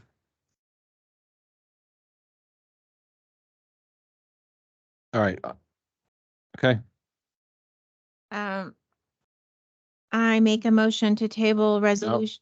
Is that it? reconsider. Or reconsider, sorry. Resolution 12-2023, a resolution approving the Beacon Light LLC annexation agreement and development agreement. Second. We have a motion and a second. Ms. Erickson. Councilmember Romanello, Yes. Councilmember King, Yes. Councilmember Kimple, Yes. Mayor LaKind, Yes. Councilmember Abbott, Yes. Okay, and now we need Okay, so that motion passed 5-0, and then the next one is to table. to table. I'll make a motion to table resolution number 12-2023, a resolution approving the Beacon Light LLC annexation agreement and development agreement. Second. You have a motion and a second. Ms. Erickson. Councilmember Abbott, Yes. Mayor LaKind, Yes. Councilmember Kimple, Yes. Councilmember King, Yes. Councilmember Romanello. Yes. That motion passes 5-0. Last one, 4A, public hearing. All right, I'll make a motion to reconsider public hearing on resolution number 11-2023, resolution setting forth findings of fact and conclusions regarding the proposed annexation of a parcel of land to the town of Monument known as Beacon Light LLC, generally located at 19375 Beacon Light Road, and hereinafter more specifically described in Exhibit A. Second. We have a motion and a second. Ms. Erickson. Councilmember King, Yes. Councilmember Kimple, Yes. Mayor LaKind, Yes. Councilmember Abbott, Yes. Councilmember Romanello, Yes. That motion passes 5-0. And last, make a motion to table to February 21st, 2023, public hearing on resolution 11-2023. Second. We have a motion and a second. Ms. Erickson. Councilmember King, Yes. Councilmember Kimple, Yes. Mayor LaKind, Yes. Councilmember Abbott, Yes. Councilmember Romanello. Yes. That motion passes 5-0. I think that is the first time in ever that I've seen us undo four items. Mr. Mayor, Yeah. I'll get you to 5. What? I think we should have a motion to reopen and continue the public hearing, make the record complete. I make a motion to reopen and continue the public hearing until February 21st meeting. Second. Ms. Erickson, there's been a motion and a second. Okay. That's right. There was only one. It's just more, I wanted her to get me some more stickies that say sign here. We're not making this a competition. Mr. Cole, can I get that verbiage again, please? Sorry. Motion to reopen and continue the public hearing. First. All of it. Yeah, Beacon Light LLC annexation. Okay, who did the motions? Mr. Romanello did the motion. Who did the second? Okay, there we go. Thank you. Okay, Councilmember Romanello, Yes. Councilmember King, Yes. Councilmember Abbott, Yes. Mayor LaKind, Yes. Councilmember Kimple. Yes. Okay. Ms. Booth, how long is the next one? Very similar issues, so I'm going to leave that up to you. All right, we're gonna take a 10-minute recess. Be back at 8:10, please.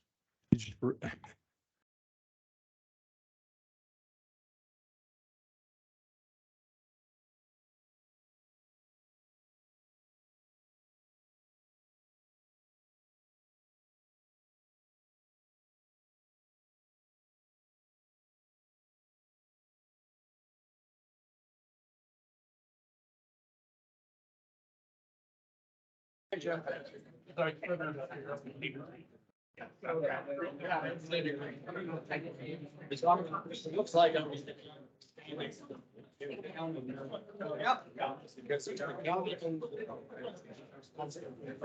these guys can only go. They don't have any authority. Monuments are recorded. Even though properties next to them. They're going to be annexed. Yeah, it's what you have. Now we have to.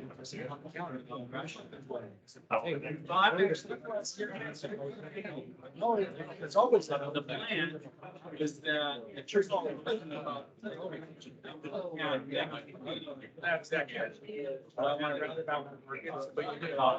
Thank you. I appreciate it. Yes, it does. It's fine. Beyond your building. Okay. And it's. So wanted to see what else, make sure. It's gonna be bad. Push him to his road. Sell. Church.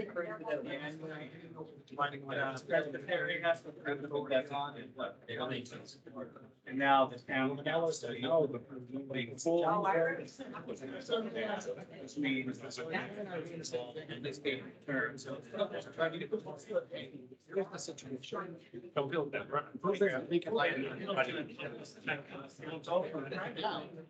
It's just a business. We have, but there's a whole church. Yeah. So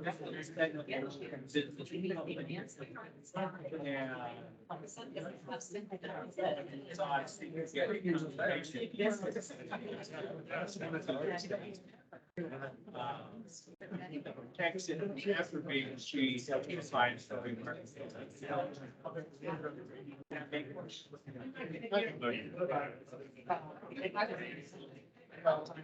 honest love this whole part of this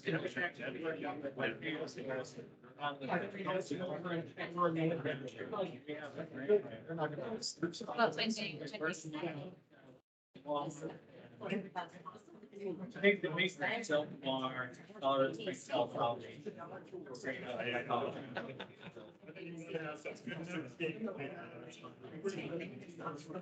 There is a long.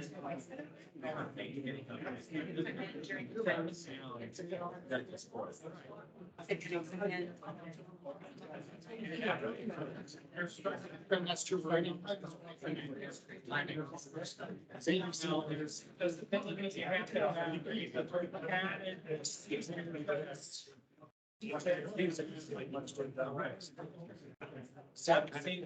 Actually, I have seen the lights. It's not accessible.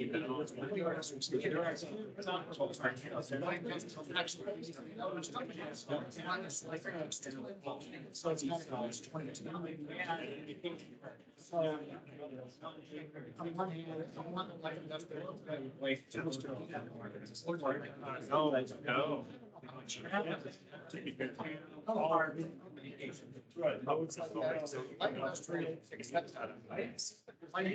Presentation, expect these houses because.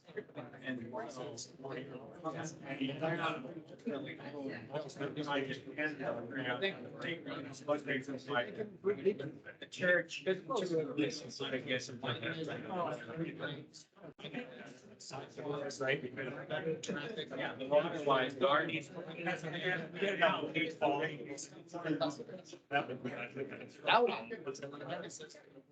So yes, all this, I've got this pretty honest guys, gals, volunteering, we're working on fundraising, marketing. It's not, because that was tragedy. That's all happening. The next meeting. The council that was. Yes. You know, it's almost. The lady beside me was saying we should put something on. Well, yeah, that's actually Madeline's saying, we're thinking the 10-minute presentation. And. Well, it wouldn't be a big issue. They took an hour and a half or whatever. To the county, but next. And I understand, I feel for John, actually, I've worked very on this past. Pretty good. I found that they're contact the office building along the top of. Yeah, and apparently it's getting yanked out.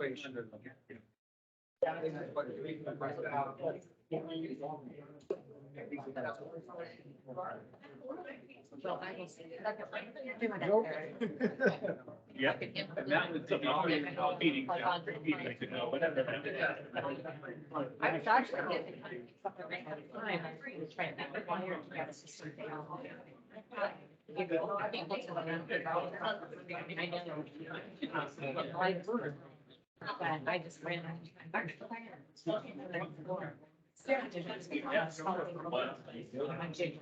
Oh, that's not. Right, it's an English footprint. And I don't want the county guys, just. But I wanted to read this.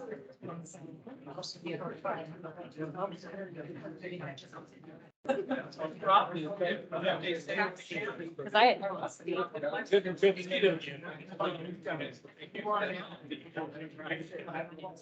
I think they're trying.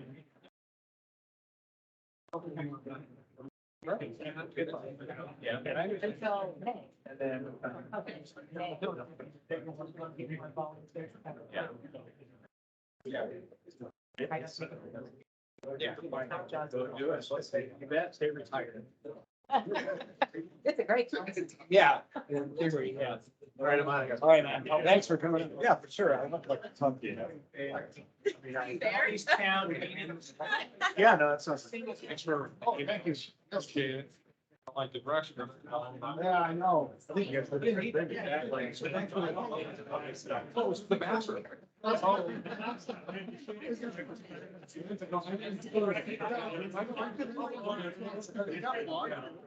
didn't, had I known that. Had I known that the road was the county. My presentation was Brent would have been very good.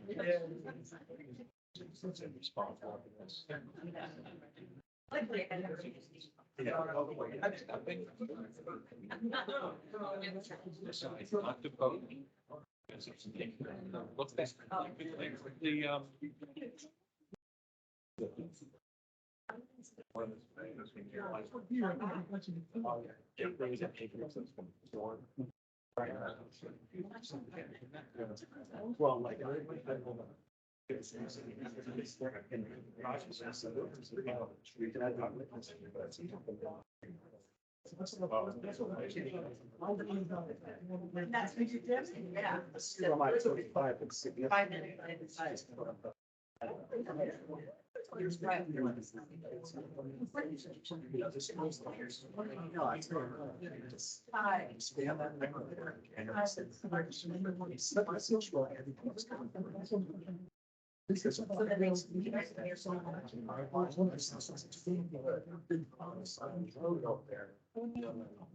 Where the cops.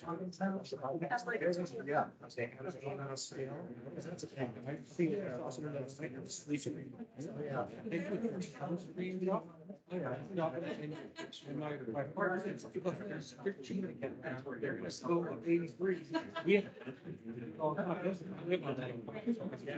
Oh, yeah. Well, literally, they come through. You got some. They kept.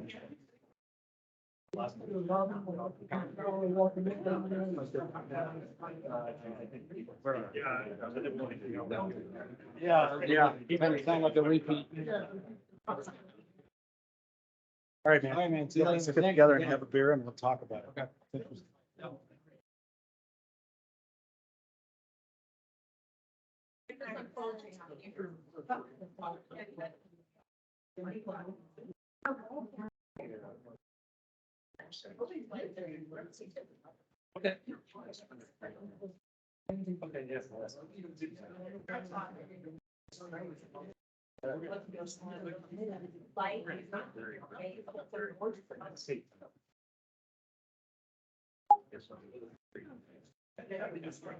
Like she was the person. That's what it's on there. I took a picture of her. I think she was he's scared of.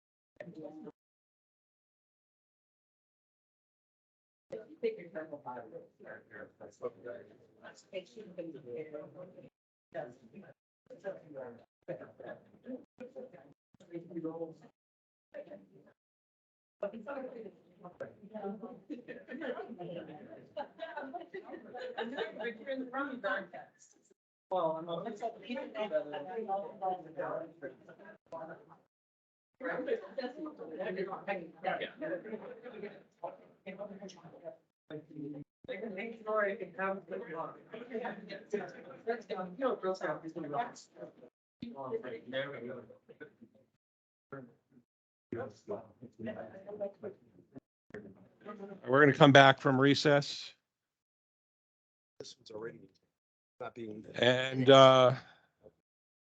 moved, so yeah, it is. we're bringing up here ordinance number 5A, ordinance number 04-2023, an ordinance amending the official zoning map of the town of Monument, rezoning 5 acres from commercial center zone district to light industrial zone district for property known as XL3 rigging located at Beacon Light Road consisting of 5 acres. Miss Booth. Mr. Snow. Thank you. This is Sean Snow again presenting on the next case referenced by Mayor LaKind, which is also a combination 2 land use proposals for XL3 rigging, also on Beacon Light Road.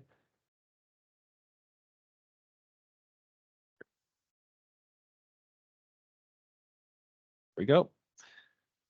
The ordinance just referenced, as well as a resolution to approve the associated plat for the SBR subdivision filing number 1.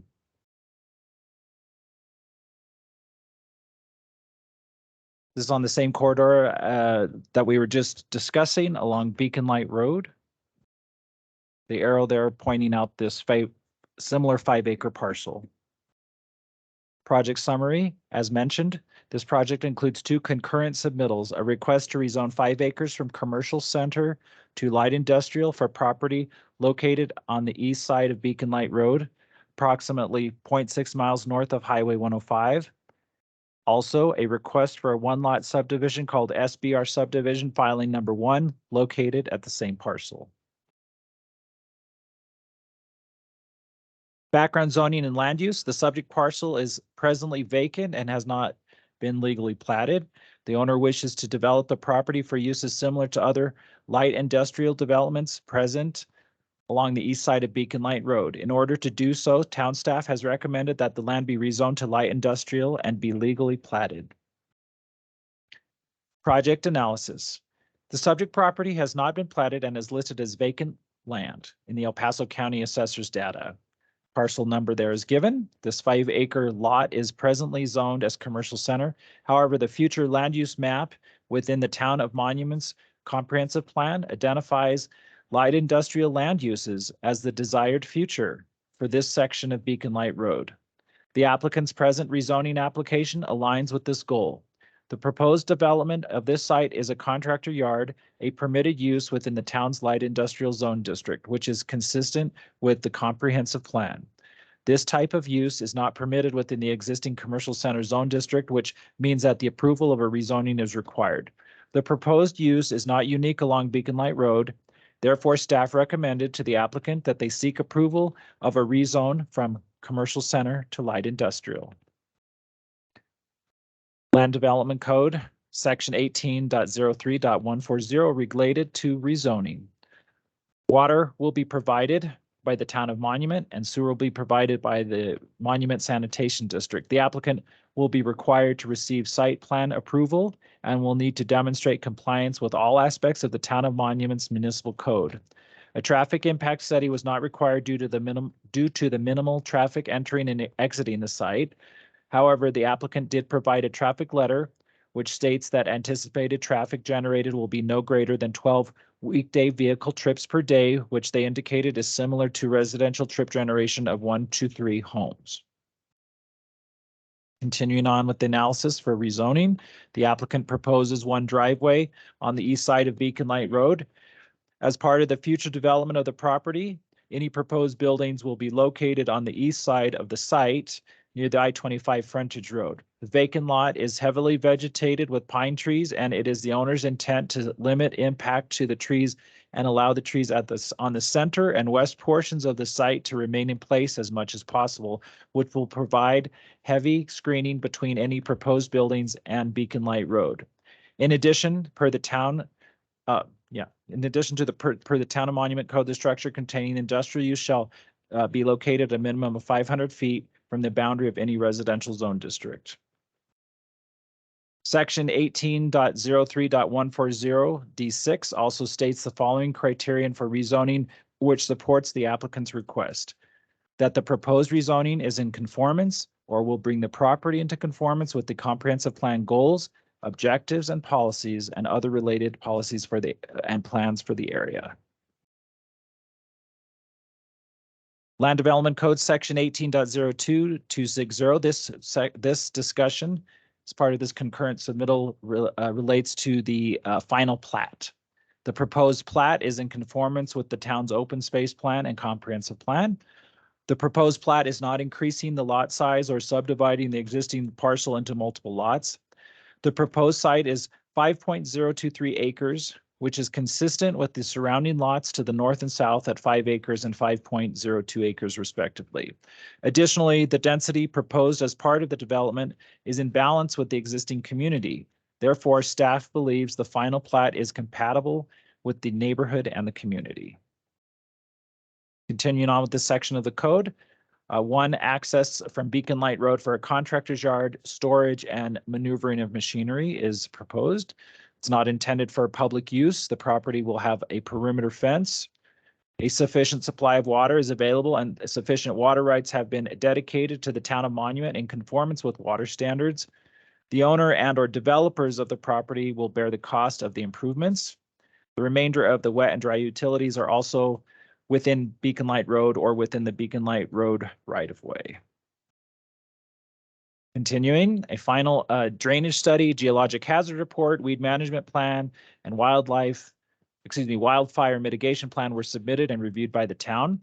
The proposed development intends to not disturb existing natural features on site as much as possible. This is accomplished by only utilizing approximately 33% of the developable site. All existing vegetation and trees are to be protected in place outside of the limits of the disturbance of the project. The project is placed on the eastern portion of the site to be set back from one existing residential property across Beacon Light Road, and the existing trees outside of the proposed site disturbance area will be protected in place to help with screening from Beacon Light Road. Continuing with this section of the code, while a traditional public improvements agreement has not been required for this development, the town of Monument has requested that some costs related to a proposed fire hydrant and a future public sidewalk be addressed. An escrow agreement has been drafted and is attached to the resolution number 13-2023. This agreement meets the condition of the Planning Commission. The comprehensive plan as related to the present rezoning request. The future land use map in the comprehensive plan contemplates the site as light industrial and notes that the light industrial areas are suitable for small office, contractor trade, small scale fabrication, warehouses, manufacturing, and business services. The plan suggests that these sites should accommodate smaller business, office, research, and development space that require the distribution of goods by cargo vans and smaller trucks, but not with semi-trucks. It also recommends that development should be clustered and smaller scale to preserve view corridors from I-25 to the mountains with landscape buffering or other screening to ensure no visible storage. Continuing with the comprehensive plan, following opportunities and policies within the comprehensive plan may support the light industrial rezoning, including allowing for a wider array of land use types to meet changing community needs.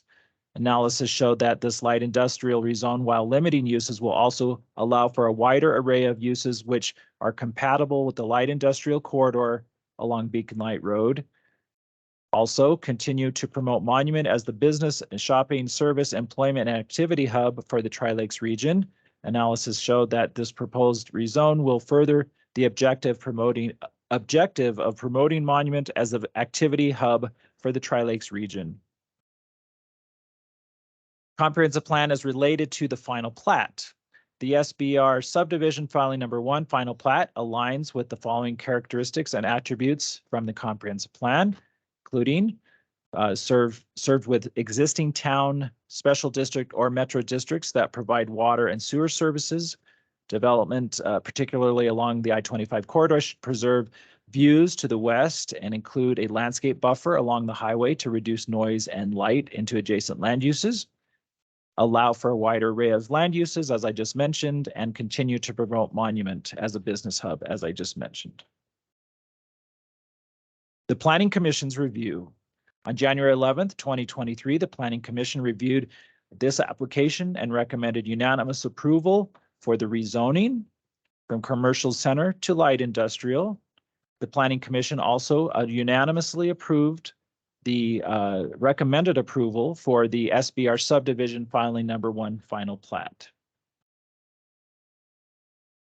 Staff recommendation for the rezoning. Staff has reviewed the subject application and analyzed the applicable criteria from section 18.03.140 of the Town of Monument Land Development Code and the comprehensive plan. Staff recommends approval of ordinance number 04-2023 and the rezoning from commercial center zone district to the light industrial zone district based on the findings that the proposed rezoning is in conformance with the review and approval criteria as outlined in the Town of Monuments Land Development Code.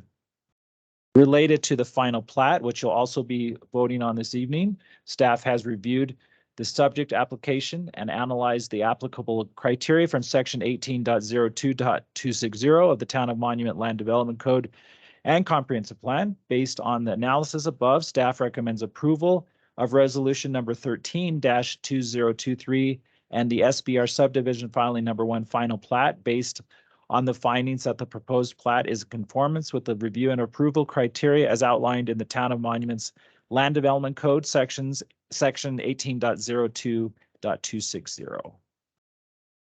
The following slides outline those sections I just referenced related to the rezoning. I won't be reading through these. These are just here for reference. That's for the rezoning, and then we have the criteria for the analysis of the final plat as well. This slide gives approval motions, gives the motions for rezoning, the approval or with conditions or denial. This slide does the same for the plat. The applicant is present this evening and also has prepared a slide presentation for your consideration.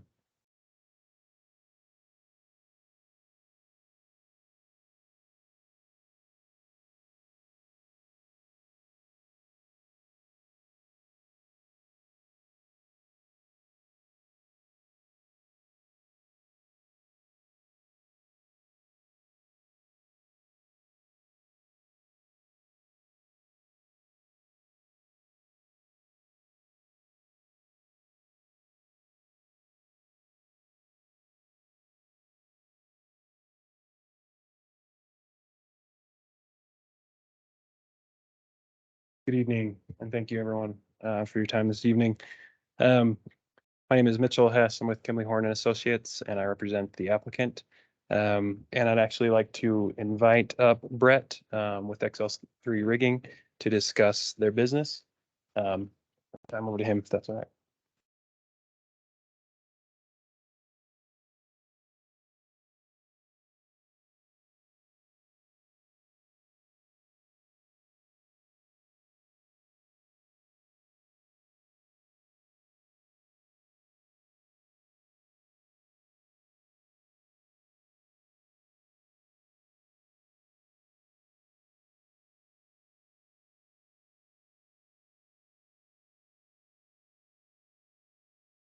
Good evening. My name is Brett Levesque. I'm the owner of XL3 Rigging and the applicant for the rezone and the plat that we're reviewing tonight. Thank you everybody for meeting with us and taking the time, even though this may seem a little regurgitated from about half an hour ago. I'm going to leave all the political stuff up to Mitchell. He's got a better grasp on that. I think he just wants me to explain kind of who I am and where I'm coming from, what we're looking to do in Monument. We've owned this business for 8 years. We started with a shop in Palmer Lake. It was just leased. Black Hills Energy bought it and immediately booted everybody out after their leases were through. It kind of forced us into Larkspur, where we are currently running and have been for the last 4 years. My wife and I live in Palmer Lake. We have for the last 13 years. We really enjoy it here. We really like it here. We take part in all the town things there, all the town things here. We have no intention of leaving. Our business runs up and down the I-25 corridor. We do a lot in Springs and a lot in Denver. This is a really, really good central location for us. And it makes sense to have my business where I live. Pay my taxes here, make my town nicer. It's just the way we prefer it. It's, also for convenience sake. We move machinery. If you ever, CNC machines and any boilers and chillers, any of the rooftop units you have here cooling the buildings down. These are the kind of things that we do. And we have a lot of specialized equipment that it takes to be able to move these things around. We do very minimal storage. Usually it's just if we're preparing for a project or somebody is preparing for a project and they don't have the space available to store that until they can get the word go. We'll hang on to that. It's a pretty small percentage of what we do. This building is mostly going to be used for our own equipment. We have a lot of very specialty things that need to be kept inside out of the weather. That requires a building like this. This proposed building is 80 by 100, so 8,000 square feet. I don't know if there's much more that I need to get into. I'll kind of let Mitchell do the specifics on what we're proposing tonight, but I did want to introduce myself to everybody here. Say thank you very much for your time and consideration. And this is kind of who I am and what we're trying to do.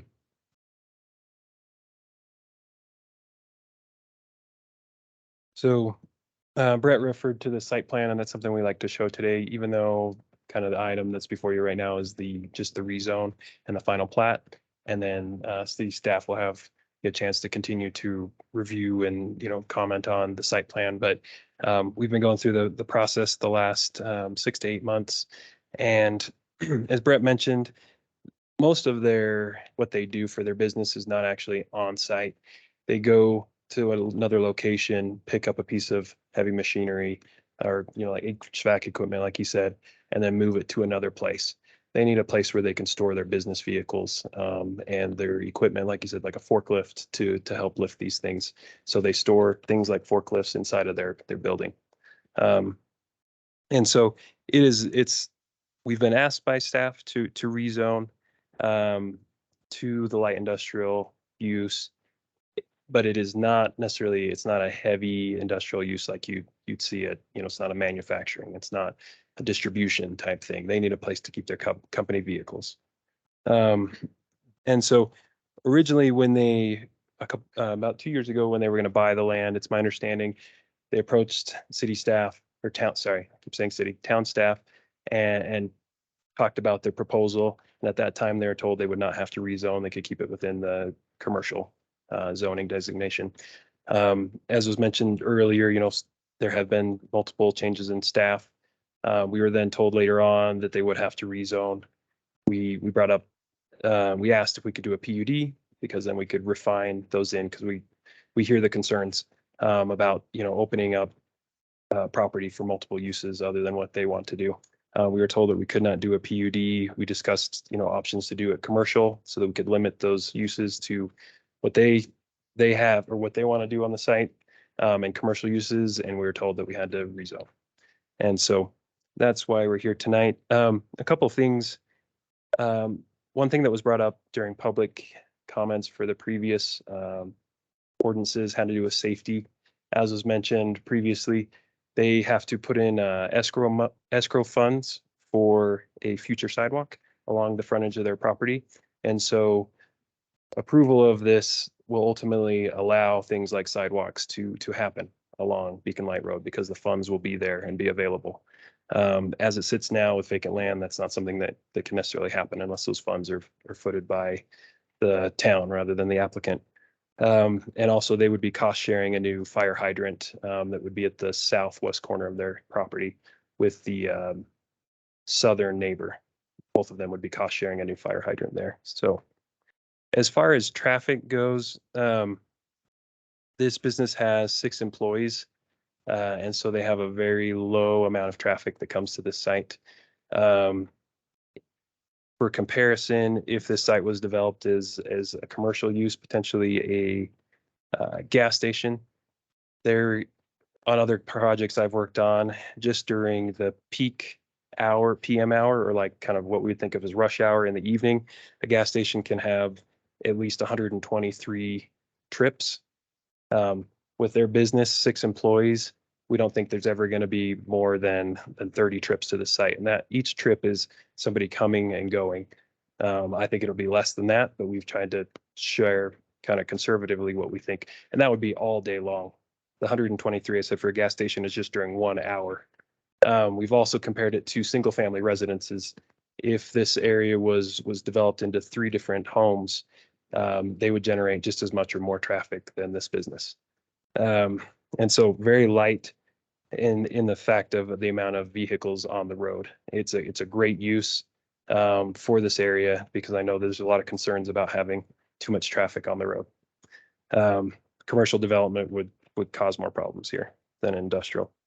In addition to safety, with looking at their site plan, we've planned their driveway to be as far away from the adjacent residents as possible. So they had an option, put their driveway on the north side or on the south side. If you align it on the north side, it's directly across from the single home that's next to them.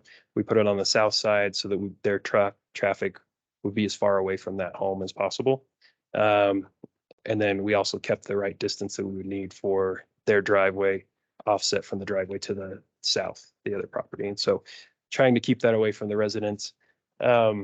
The site plan that's shown up here, it's a little hard to see, but there's a 500-foot dimension from that neighboring residence on the other side of Beacon Light Road to this business.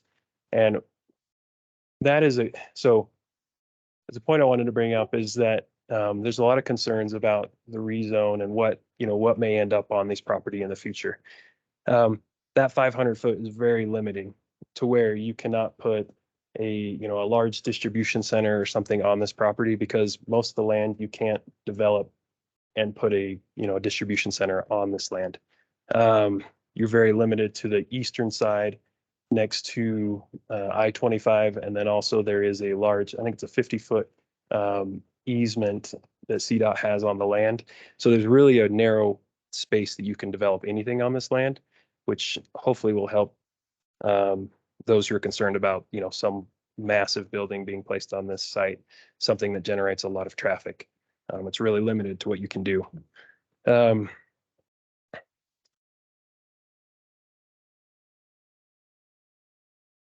kind of on that same note as well, with some of the concerns with distribution centers and items like that.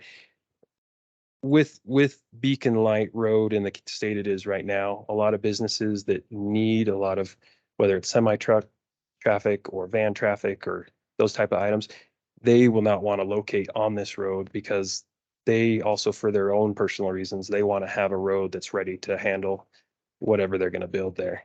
If if in the future along Beacon Light Road, there's developments that will generate a lot of traffic, the traffic study will show that generation, and that developer will be on the hook to build out the improvements necessary to support their business. With this business, 6 employees, it's not something that's going to generate a lot of traffic. And so it's at that point, that's why, the road improvements are not required. But just to appease the concerns that people have, those type of uses that generate a lot of traffic would have to help with those improvements. And that would be recommended and shown in the traffic study. And during that site plan improvement, or during the site plan approval, town staff could definitely require things to happen along the road. I think if we could go to the next slide on the landscape plan. It was brought up earlier, there are a lot of trees on the property, and so the intent with the site plan that we've developed is to try to limit the amount of trees that are removed. The building is 8,000 square feet that they have proposed. The areas around the building are just so that they can easily maneuver and get into the building. On the west and east sides are garage doors, so they can pull into the building as needed. And so that's why there's the areas to the west and east with parking on the north side.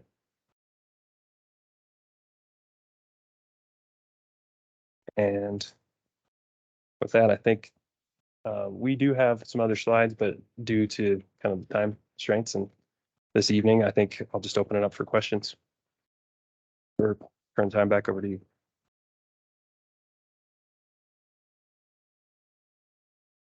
Okay, thank you for that. This is a public hearing item?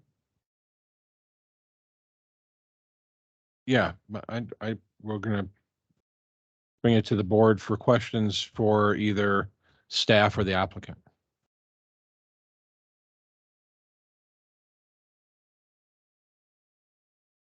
So I have a question for Ms. Booth. So in our study session, you said that 500-foot requirement is going away on this site. Is that correct? If you read the code, it only applies to PUDs. So they would not have to comply, but they are complying. The only thing that would apply was a 50-foot landscape buffer between residential and the industrial use. So is that 500-foot requirement? I don't see it on this plat, but I'm looking at a little screen. Is that part of this package, that there's a 500-foot setback? They would not be held to that under the straight LI zoning, no. If they come in with an administrative site plan, the picture they have now, I believe you're hitting the 500 feet. And it's measured from basically the center of the right of way, because your zoning goes to the center of the right of way. So it's not from the adjacent property structure line, it's from the zoning boundary. Okay, so I was a lot more in favor of this project because of that 500 feet. Our code states that in straight zone districts that all trees need to be approved by the director, which would be you. So how can we restrict those trees getting removed? I believe they're going to do what they say they're going to do, but by the same token, I have to look at this objectively. And there are a lot of trees there. And with that 500-foot required setback, that eased a lot of my concerns on this, but with that going away, it opens them back up again. So what was your question? Well, with the 500-foot setback, all those trees on the west side of this property would stay intact, and basically this building gets hidden from view. And I do appreciate that it's not a heavy use, and I'm in favor of that. But I would also be in favor of saving the trees as many as we could. Yes, and so as part of the site plan process, we can encourage and move forward with that as keeping this many trees as possible, mimicking the plan that you have in front of you.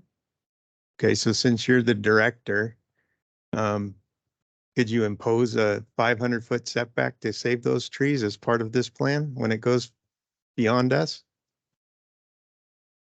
I'd have to ask the attorney if I actually have that authority. I don't think she has that. It's not written in in the, Well, what's written in the code is that the trees have to be approved by the director to be removed. It's 18-05 yeah, four. but I don't think she can arbitrarily create a setback because of it, though. If you're just asking her to make sure that they keep 500 feet where the trees, that'd be one thing. I don't think she can create an ordinance out of it. Okay. But how can we save the trees?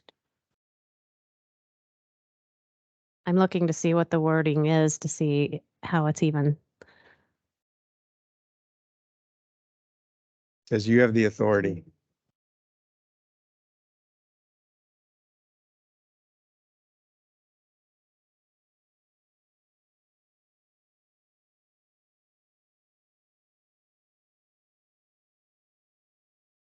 Sorry, it takes a while for my screen to scroll. So 1805, maybe I'll type it in, it'll be faster. 18-05 430. 430?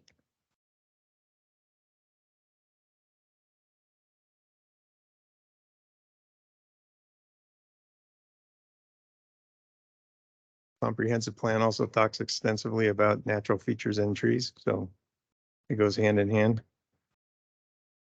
So on the site plan approval process, if they do a landscape plan, my reading of this is if they show existing trees and then do a landscape plan to remove them, yes, as the planning director, I could say, no, you can't remove those trees.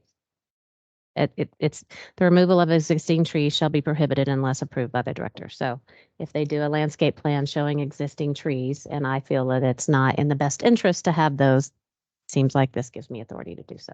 Okay, so you quit tomorrow, and how does that stay on the plat? I'm sorry? How would that be put on the plat at It your? can't. It's two different issues. The Okay, plat is not zoning. right, I understand. And the site plan, on the site plan, it's just an administrative process. So they submit it, they do a landscape plan showing existing and proposed trees. If I feel that those existing trees need to stay, this tells me that I can tell them they can't remove them. Right. And in the future, we are at the mercy, right, of the next planning director. So that's my concern. And I don't know. Well, this is the Let's code give that I direction. have to enforce. So that's, I And- didn't and Councilman- write this. This is adopted by the town. So if Right. that's what it says that I have to do, then that's what I have to do. Okay. But and it does leave it up to judgment. We have a lot of existing areas, I'd quote, some on 105 that had trees 10, 20 years ago that don't have trees today. Right. And so it's a hard problem to deal with.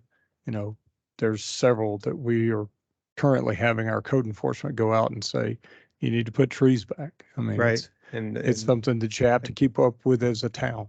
So we could tell them tomorrow that they have 500-foot buffer and you can't remove any trees. And a year from now, they go remove all the trees.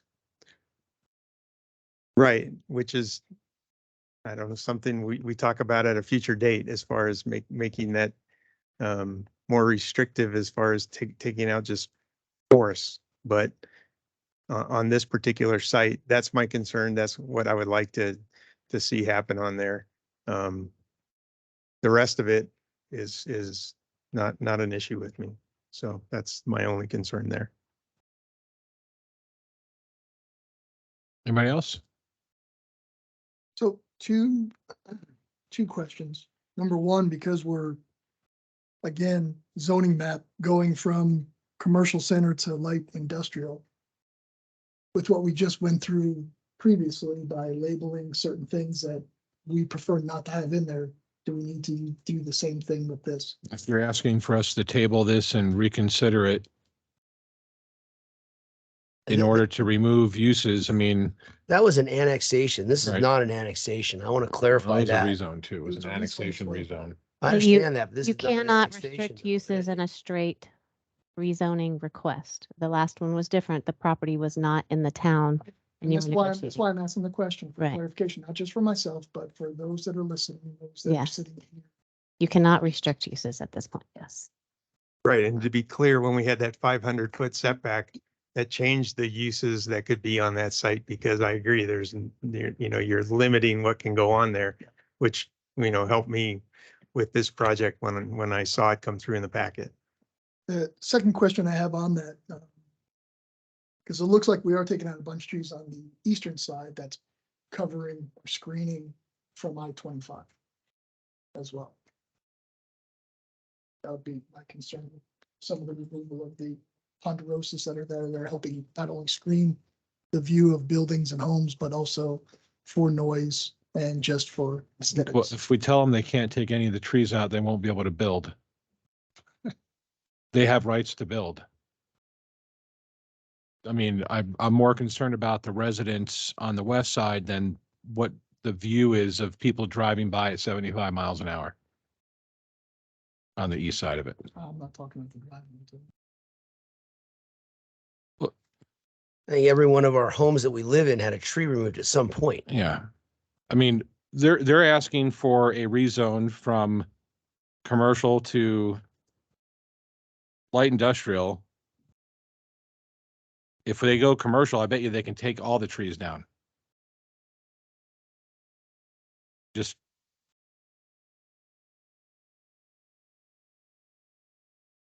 You had a question, or was yours was a statement? Okay, any questions for the applicant? If not, we can move on to the public. Is there anybody here in the town hall that would like to make a comment for or against this rezone?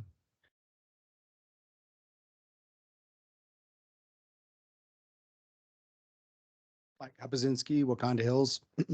In Mr. Snow's presentation, it mentioned perimeter fencing. And I'd like to get some more details on the height, how far back it is, how much of a perimeter that is around the building site, just to get an idea of what that means. I don't know that at this meeting, we would get to those details, just because it's a rezoning and not an actual site plan, right? Are they providing an actual site plan that's being submitted for this? That's the second part, right?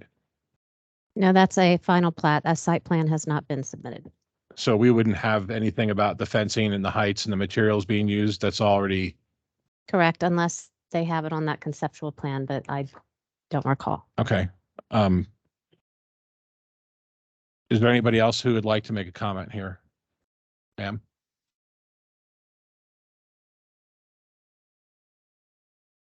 I just want to ask what kind of vehicles those are that they use in their business. I was caught kind of by surprise with the trailer business when they said they were going to take semi trucks back and forth to bring the trailers to that land. So I'm just kind of wondering what kind of vehicles they have to support the business. Is there any other public comments? Drew, anybody online? Okay. If the applicant would like to address questions, the comments. Definitely. So on the vehicles, they have, so the personal vehicles that the 6 employees would drive there, and it's not always 6, but that's kind of their maximum right now. Their personal vehicles, they have, I think, 2 F-450s. So, and then they have 1 or 2 flatbed trailer trucks. 2. Okay, so larger, more semi-like flatbed trucks. But a 2-axle vehicle. So they have 2 2-axle vehicles, but then they have 2 vehicles, 2 3-axle vehicles. One item had to do with the trees and the screening. So as part of the site plan, a landscape plan is approved, and so they would not be able to go out and just start cutting down trees. They have to abide by the town approved site plan and landscape plan. And so, I mean, that could happen maybe in the future if this land was sold or something, but they have to abide by their site plan, and a change of use cannot occur on the site until it goes back before town staff to approve a new landscape plan. And so those trees are definitely part of their buffer. And if those trees were removed, they would not be in compliance with the trees that we were showing in our landscape plan. If those trees were additional trees were removed, then they would not be in compliance with their screening requirements. And so that's kind of the backstop on that. They can't just go out and start chopping down a bunch of extra trees. They have to conform to the landscape plan. And then I believe, Sheila, correct me if I'm wrong, but I believe there was in 2022 a number of industrial standards that were approved. Is that a new industrial standards that would apply to light industrial zoning? Is that correct? Yes, those were approved prior to me coming in, but there were some industrial standards adopted. Yeah. And those, they're very in, there's a lot in those standards that restrict, the amount of vehicles that can come to sites. They restrict, distribution centers from being built in the town of Monument because they really are restrictive on the amount of vehicles that can come to these sites and the types of buildings, the size of buildings, the amount of truck docks and those type of things. So that was something I thought of earlier, just with the concerns with the industrial zoning, is those new standards really kind of hone in on the types of industrial uses that the town wants and the types that they don't want. And so those are a good backstop to make sure that there's not some large industrial business coming into this parcel. I believe, do we have the, can we pull up the site plan to answer the questions? So just to clarify one thing, the site plan has been reviewed prior to Sheila by city staff. And so we have gone through those processes and received comments and gone back and forth with city staff on that. And so this is not necessarily in our minds a conceptual site plan. This is what we hope to have approved as soon as we go through these processes with rezone and final plat. I think on this, if we go to the site plan page, we can see where the fencing is. On the Beacon Light roadside, we pulled the fencing into the site because we wanted to make sure that there was enough space that we could get, well, at least with our gate here, that they could pull a vehicle in onto the site, park it, open up the gate, and be able to, make sure that everything's happening. Yeah. Thank you. Yeah, so it's pulled in quite a distance. Let me pull it up on mine so I can read the dimensions a little better. They are only So it looks to me like even the pathway in, once the vehicle comes into your yard, you're screening it on both sides, the north and south, with fencing and trees. So there's an existing fence on the south side for the contractor yard that's south of us. So they would connect their fence to that. CDOT has their large fencing on their side that restricts, deer jumping over and everything there. And so we're not planning on putting any fencing on the east side. So it would be on the west side and on the north side only the fencing would occur. But at this point on the west side, it's an option to put in the slats or whatever for the fencing, but we thought, why screen the trees? Let's let people see the trees rather than hide the trees behind a 6-foot fence. So at that point, anybody who's going up and down Beacon Light can actually see the vegetation and everything there rather than, the ugly PVC slats that would just make it look worse. So we're trying to use the natural vegetation that's out there to screen things and just make it look like a nice development and try and keep the building as far away from Beacon Light Road as possible. Okay, thank you. Any other questions for the applicant? I have a quick question. And if you stated this earlier, I apologize. How tall is the building itself? It says 8,000 square feet, but I just didn't know if it was 1-story or 2-story. Correct.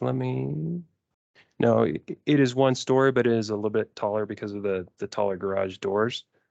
Let me pull up. So to the kind of the lowest part of the roof, it is 18 feet, and then it's crowned at the top, which goes up to 31 feet, 4 inches. So it's got the slope to Thank you. the snow. And everything. Okay, I see this.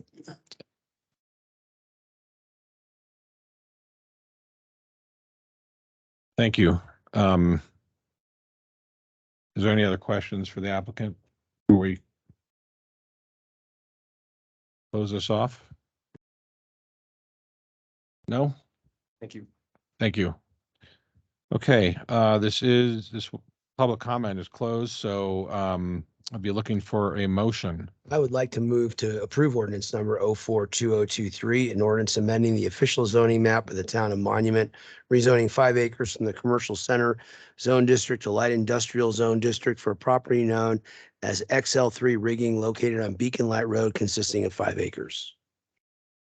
We have a motion. Do I have a second? I'll second. We have a motion and a second.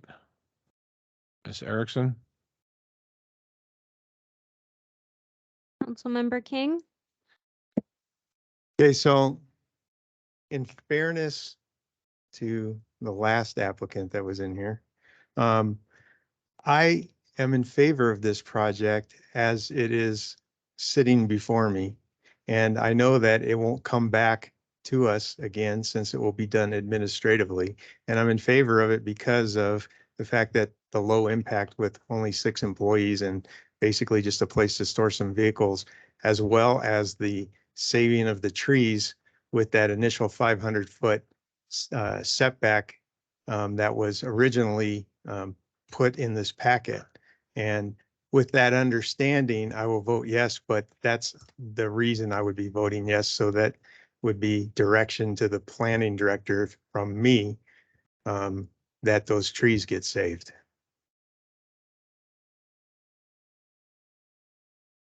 Councilmember Romanella, Yes. Councilmember Kimple, Yes. Councilmember Abbott, Yes. Mayor LaKind. Yes, Thank you. that motion passes 5-0. Moving on, we've already heard, this is a public hearing item on resolution 13, 2023. We already heard about the final plat for the SBR subdivision. Is there any reason we need to bring this back up for questions on the subdivision? Anybody have any questions on it? No, I'll look for a motion. Bob, do we need to, because it does say public hearing, do we need to just open it up at least to public hearing again, just to be kosher? Since you listed it that way. I think so. Oh, okay, so we will open it up for public hearing. If anybody would like to bring up or against the final plat for the SBR subdivision. Anybody?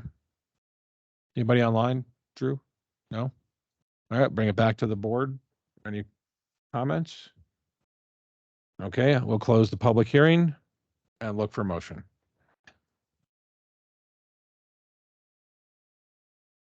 I'll move to approve resolution 13-2023, a resolution approving a final plat for SBR subdivision filing number 1. Second. We have a motion, a second. Ms. Erickson? Councilmember Romanella, Yes. Councilmember King, Yes. Councilmember Kimple, Yes. Mayor LaKind, Yes. Councilmember Abbott. Yes. Resolution passes 5-0. Next item 6B, public hearing on resolution number 14, 2023, resolution approving a preliminary final plat for Home Place Ranch number 6 or number 7. What number is it? Giving her. It's number 6.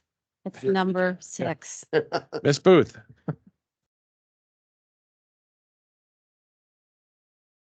Okay, this is Sean Snow again, presenting on resolution number 14-2023, as just mentioned, a resolution approving a preliminary final plat for Home Place Ranch, filing number 6. Here's a vicinity map showing the site. Get more into this here shortly.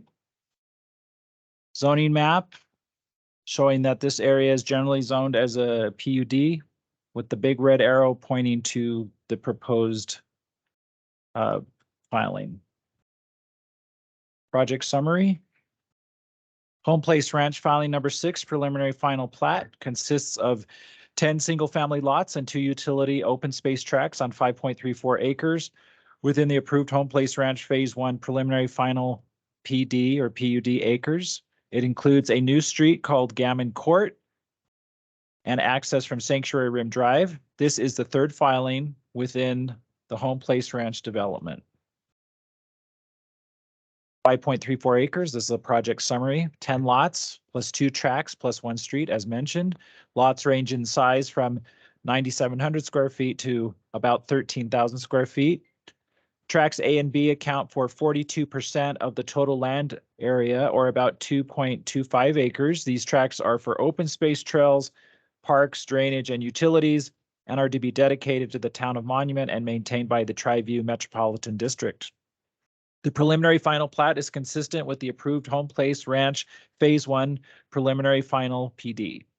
All applicable code standards are met. Existing zoning. Home Place Ranch Phase 1 preliminary final PD site plan was approved by the Board of Trustees on September 16, 2019 for 300 lots. Filings 1 and 2 were approved last year with 75 single-family lots in filing 1 and 67 single-family lots in filing 2 for a total of 142 single-family lots. Tri-View Metropolitan District will provide both water and wastewater services for all development within Home Place Ranch. Here's some background and history. Following restriction was placed on the overall Home Place Ranch development prior to the recording of the final plat for filings 4, 5, 6, or 7. Home Place Ranch shall construct an interim extension of Glen Eagle Drive that shall extend from the north side of intersection of Glen Eagle Drive and Sanctuary Rim Drive up to Higbee Road. The road shall have a minimum paved width of 33 feet. The 90-foot right-of-way shall also be dedicated at this time. This requirement shall be waived if the full design of the segment of road and the proposed improvements on Higbee Road have been approved and funded through the agreements currently pending with Tri-View. The applicant has submitted a request to modify the above language to tie the construction of Glen Eagle Drive to the issuance of building permits rather than specific filings. Additional language is also being considered to tie down the roadway right-of-way width and dedication, roadway across section, and construction timing. Until and unless a modification to the above condition is approved by the town with input from Monument Fire, filing 6 can be approved by the town but cannot be recorded until the construction as stated in the existing condition is completed.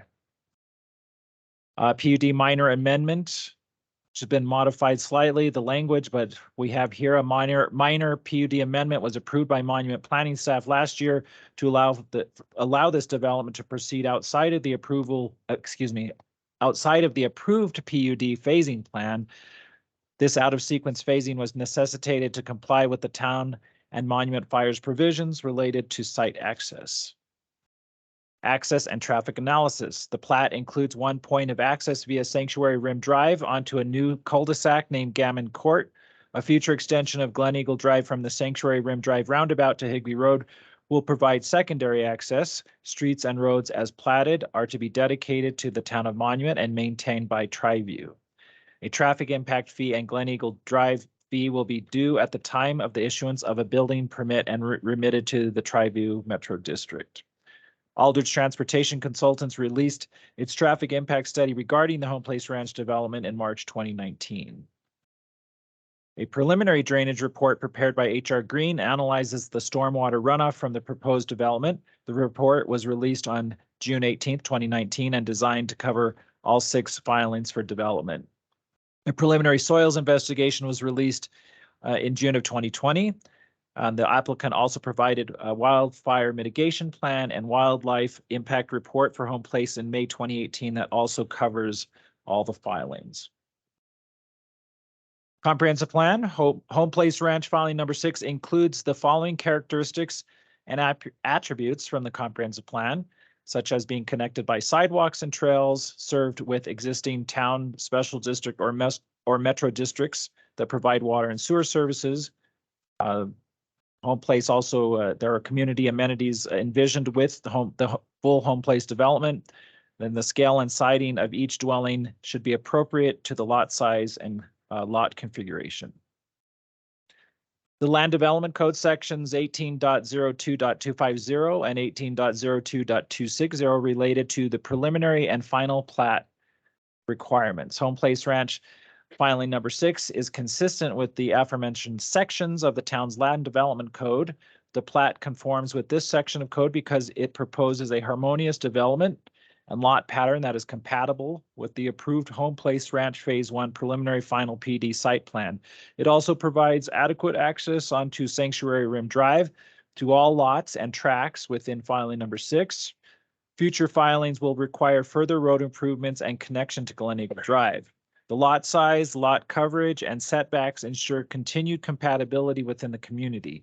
The single-family residential subdivision will have varying design and facade treatments, which will make each lot unique. Lastly, the plat provides adequate utilities. The next slide relates to the Planning Commission's review. On January 11th, 2023, the Planning Commission reviewed this application and recommended an unanimous approval of the Home Place Ranch filing number 6, and it included a condition. As you see here, the condition was that no building permits be issued until there are certain improvements made related to the sidewalks in the section that connects Sanctuary Rim to Glen Eagle Drive.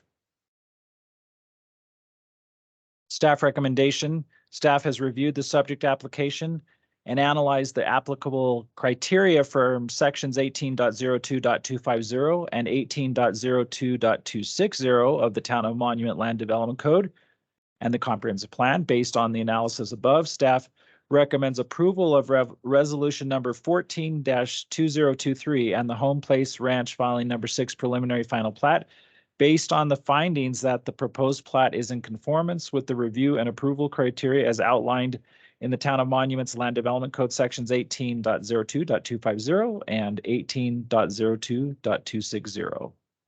This slide represents the entitlement process, which outlines what I just went over as far as how we've gotten to this point with Home Place Ranch. And the following slides outline the sections from the code that deal with the preliminary plat guidelines and also the final plat criteria. I will not read through all of those. That's here for informational purposes. We've also included a slide on the final plat cover sheet, second page final plat information, and this is the original PUD referenced earlier for the entire site. This slide covers the motions for this approval of conditions, or denial. The applicant is present and also has slides available to show as part of this presentation. I'll go ahead and get that called up. Good evening, Mayor and council members. I promise to be brief. I know you've already had a night here so far, and this is pretty straightforward application. In our opinion, hopefully you will agree. A lot of stuff Mr. Snow covered, so I'm not going to repeat all of that, but I do want to say a few things for you to consider. We do meet all the review criteria. If you go through all 10 of them, we meet all of those. So I think that's important to state. There are just 10 lots, and these are semi-custom homes. A lot of Home Place Ranch, the rest of it. I know Mr. Kimple and Mr. King, you were there as residents at Promontory Point. We had discussions back when it was approved a long time ago. And so you'll be aware that a lot of it's just typical single-family detached homes, production or smaller homes. These are actually semi-custom. They'll be the biggest lots that we have on the entire property. We originally had 13 lots on this as part of the PD site plan, and we reduced it to 10. And part of that, Mr. Kimple, you may remember that buffer area along there was concern from all the residents from Promontory Point. And so we reduced 3 lots and just have the 1 lot 6 there. And then on the east side, we were able to preserve a lot of the trees and the rock outcroppings along there. So just a reminder on that. And the plat is consistent with the final PD site plan. Like I said, we actually removed 3 lots. Plan Commission, I think it was noted, there's a lot of discussion on the sidewalks. Most of the time was spent on the sidewalks on the east side of Glen Eagle, adjacent to this plat. And I think Commissioner Hours really wanted to see the sidewalk built and constructed as soon as possible as part of this. And so at the time, the developer committed to do that. As soon as the weather allows us to construct the walk, we're going to do that. So that was one of the big things that came out of the Planning Commission meeting. In summary, this is the hole in the donut around this area, because to the east is Sanctuary Point, to the south is Promontory Point, to the west is finally 1 and 2 of Home Place Ranch, and to the north is our amenity center, which we hope to construct by the end of this year. One of the last things I will say, because it relates to the amenity center to the north, there's a lot of trees up there, and as we build that, we are actually going to transplant quite a few of those to this parcel. And I think back a few years ago when we got this approval, we kind of recommended at the time that we would do some of that to add buffer where the trees are removed. So as part of this, we are committing to transplanting a lot of trees along the south side of this plat area. So with that, I'll conclude our comments. I have Mr. Ken Hune here as well. He's the civil engineer on the planner. We're here to answer any questions that you may have as they come up. Okay. Thank you.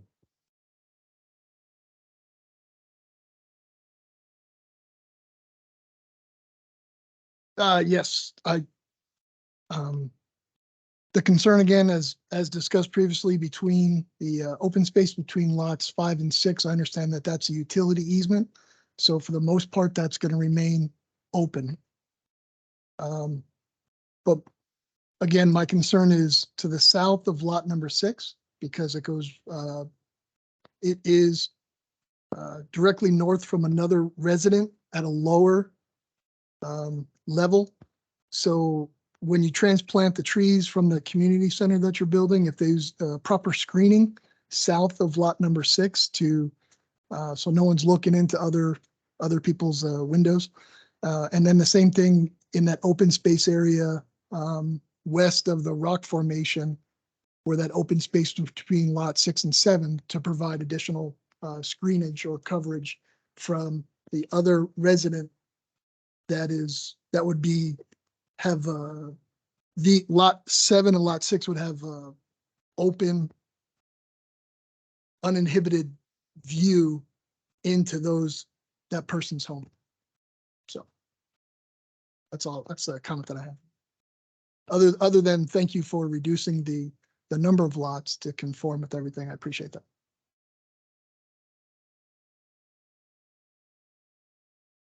I have a question for Ms. Booth. So when a project comes to you like this, that is on a heavily treed site, I hate to beat a dead horse, but I've seen a lot of trees get taken down, especially in Sanctuary Point. But what's the determining factor for how many trees you figure are acceptable to take out to put in? In this case, they're 10 or 11,000 square foot lots. How does that process work exactly? Well, that's a lot of pressure to put on me right there. I'm sorry. I leave it to the experts at the landscaping level to determine which trees are healthy and which ones they can leave up, which ones they should take down, and then which ones they're transplanting. And in many cases, it's a even out of what's fair for everyone and what should be saved. So in this case, I don't know that I haven't seen the landscape plan for this. They are submitting the amenity center. We've been looking at that and looking at what trees they're saving there. They haven't identified which trees they're actually transplanting on that one yet. So we aren't in the weeds on that one yet. Okay. There's also the wildfire mitigation plan, which truthfully, I haven't read through word for word, but in light of recent fires, there might be more wording in there that addresses the need to thin or remove trees in light of fire danger around some of the houses. So that we do require a wildfire mitigation plan to be submitted, and they did do that for these filings. They did save a bunch of trees to the east behind lots 10 and 7, specifically when they reduced the number of lots. I can visually attest to that. Oh, the trees that are south of lots 5 and 7, though, those, there was, I mean, that was pretty heavily forested as well, wasn't it? Say heavily forested, it was, more trees that we removed again, south of lot number 5 is because of utility and sewage or drainage, if I'm not mistaken. Also in this area, just I think to the schools identified that was, if there was a fire breakout, that's where it was going to explode, if you will, into all directions, so that if there had to be litigation beyond this area, it came to be. I was at that meeting with the fire marshal and forester. I haven't been up there recently, but I did look at it on Google Earth, and it's one of the, I mean, it's the only area on that southern lot, that property line, that has trees. So that's why my questions are about that. That in addition to the fact that the contiguous lots are 18 to 35,000 square feet or something, and these are small lots. So I'm really trying to get at the tree removal process. Thank you.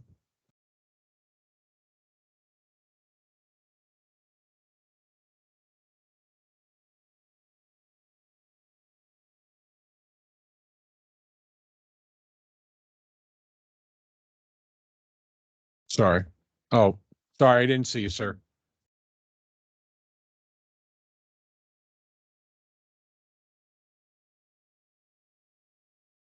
Mr. Byers, who's not here tonight, had asked me, in the planning commission, we had considerable discussion related to the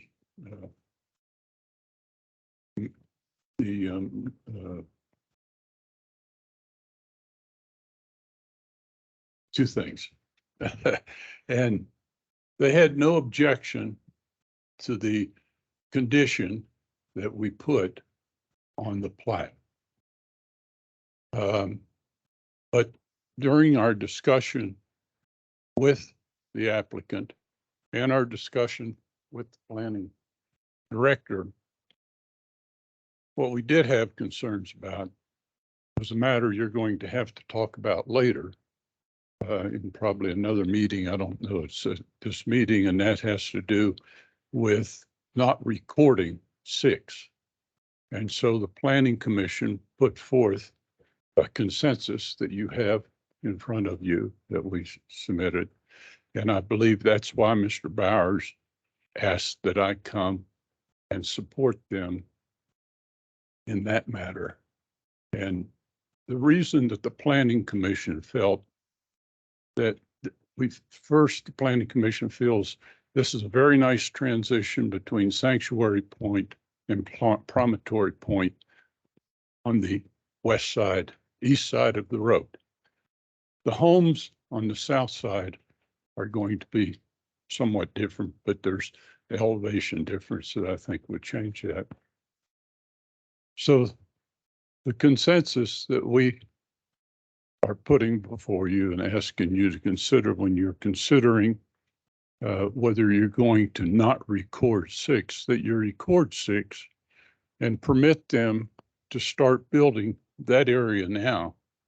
It's going to be minimal traffic that would impact. I got the impression from the applicant that they would start building that early on.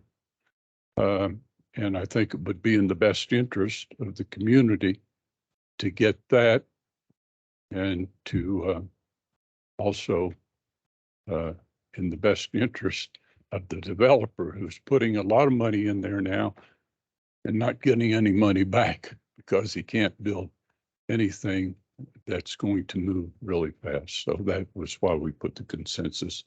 And so we request that you give that due consideration when you make your decision related to the recording of Plat 6. Do you have any questions? I'll answer them. Thank you, Mr. Hours. Is there any questions from Mr. Hours? Thank you. Okay, is there anybody else would like to, just in person, that would like to make a comment? And Mr. Anderson, anybody online? Okay, so we'll bring it back to the board for discussion. If no discussion, I'd look for a motion. Just for clarification, I know that in the discussions with this track, that was an oversight originally and corrected and brought up, and this would add to the total of 152 homes, which is what the total agreement is prior to the extension of Glen Eagle. That is under consideration, but is not changed at this point. So as of right now, filing 6, not 7, cannot be recorded until the road is constructed or that condition is changed. But as you recall, the discussion was to change it from a restriction on filings to a specific number of permits. So if that does happen, then yes, filing 6 could get recorded, and it would just be, they would be capped at 52, 53 building permits. That's Yeah. what I thought I thought the discussion was for capping at 152. Yeah. It's 150 something, but yes, that was the discussion. Yes.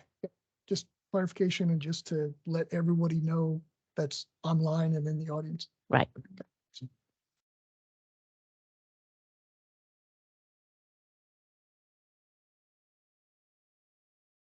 So if there's no other comments, then I would look for a motion. Oh, good Lord. I'll move to approve resolution 14-2023, a resolution approving a preliminary final plat for Home Place Ranch filing number 6. Second. Ms. Erickson, we have a motion and a second.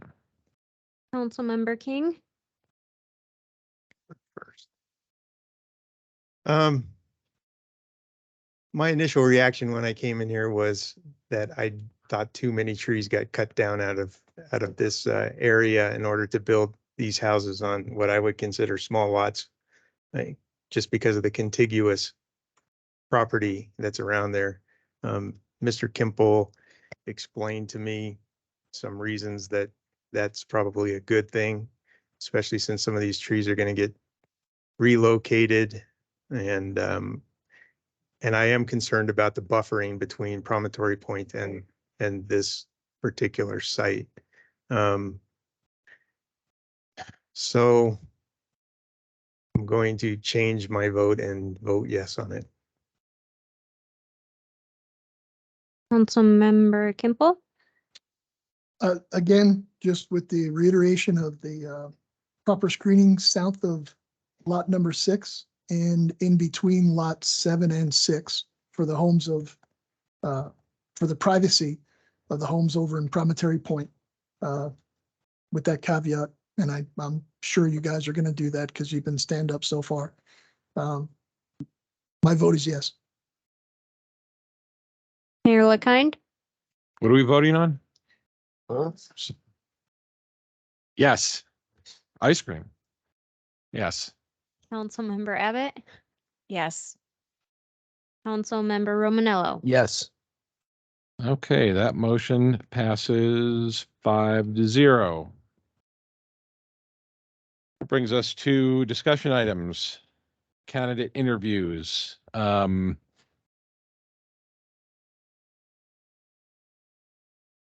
Bob, are we gonna just, how would, I know we set a process for the voting. What say you about the interviews? Just bring them up one at a time. We had a time limit of 2-3 minutes, or?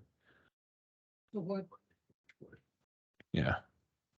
What I had suggested is allow the candidates to each provide a statement of their qualifications and interest, 2 or 3 minutes, same for everyone, whichever you decide. I think I originally suggested 3, but maybe I'm suggesting 2 now at 9:23, but that's really up to you. So yeah, my suggestion to you was allow the candidates to come up, tell you about themselves, and then go through each one. Allow council to ask a couple of questions each. Let the candidates have a couple of minutes for any final remarks, and then open it to council discussion. Okay, we were gonna draw a lot as to who's going first. Did we? That was done prior to the meeting. Okay, perfect. Better yet. Great job.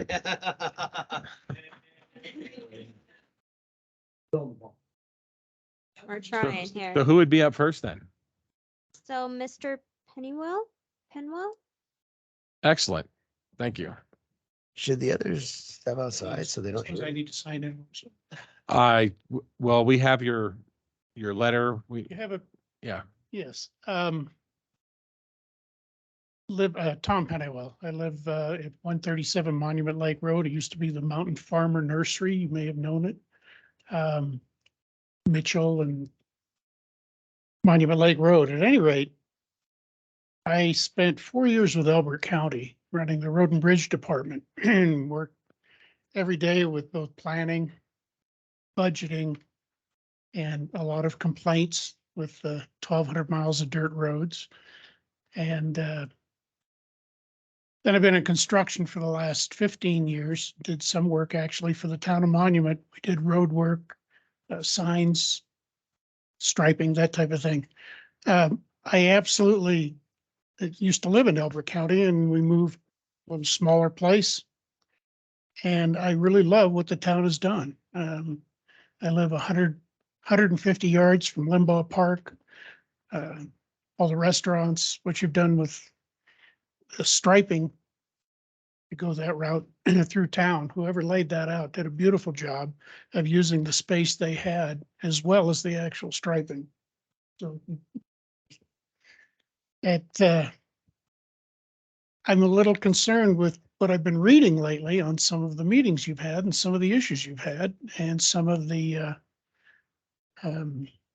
yelling, screaming, etc. And when I initially put a letter in, it was really to the existing commissioners that I would like to volunteer in some way to help. And then I was informed that there were 2 positions open.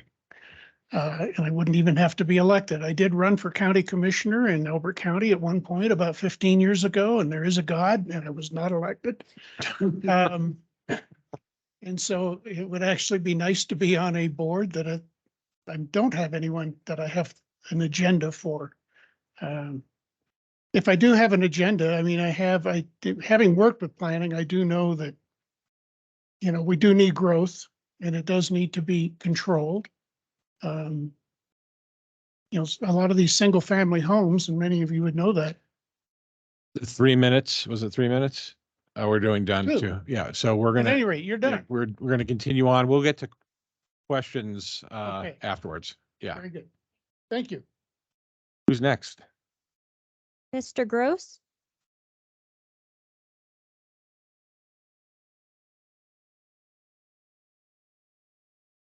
Two minutes. I don't need to take 2 minutes. You Okay. guys all know me. You know, I wish I was already up there with you, but I can say that you guys look good up there. I'm glad you're up there. I think you're good for the town. I think you know me. One of the most important things for me, I would love to be up there with you. I would not have run for office and gone through that time and effort if I didn't want to be up there and make a difference for the town. But as I said in my short cover letter, regardless of what you decide tonight, I like you. I'm looking forward to working with you in whatever shape you're going to make the decision. But you will see me again, whether I'm up there with you or in another form. I look forward to working with you. So thank you. Thank you. Mr. Fiorito?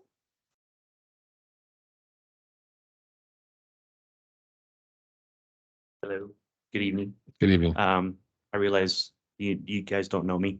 But I'm Marco Fiuto. I was previously member of the Tri-View board and just recently resigned last week. Looking forward to continuing to serve the town in some capacity. Excuse me.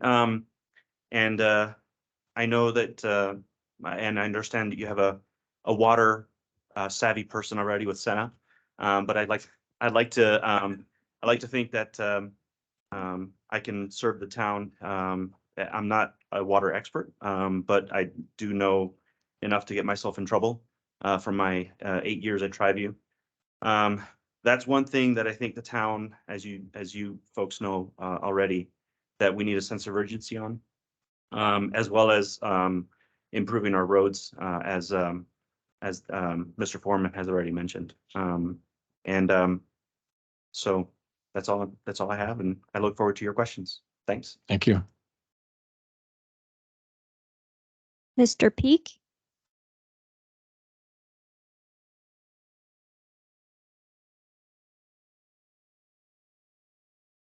I know some of you, I've met some of you, but my name is Roman Peak. I live in the Village Center by Woodmore, actually with Mayor. And obviously in a different house. But Thanks for the clarification on that.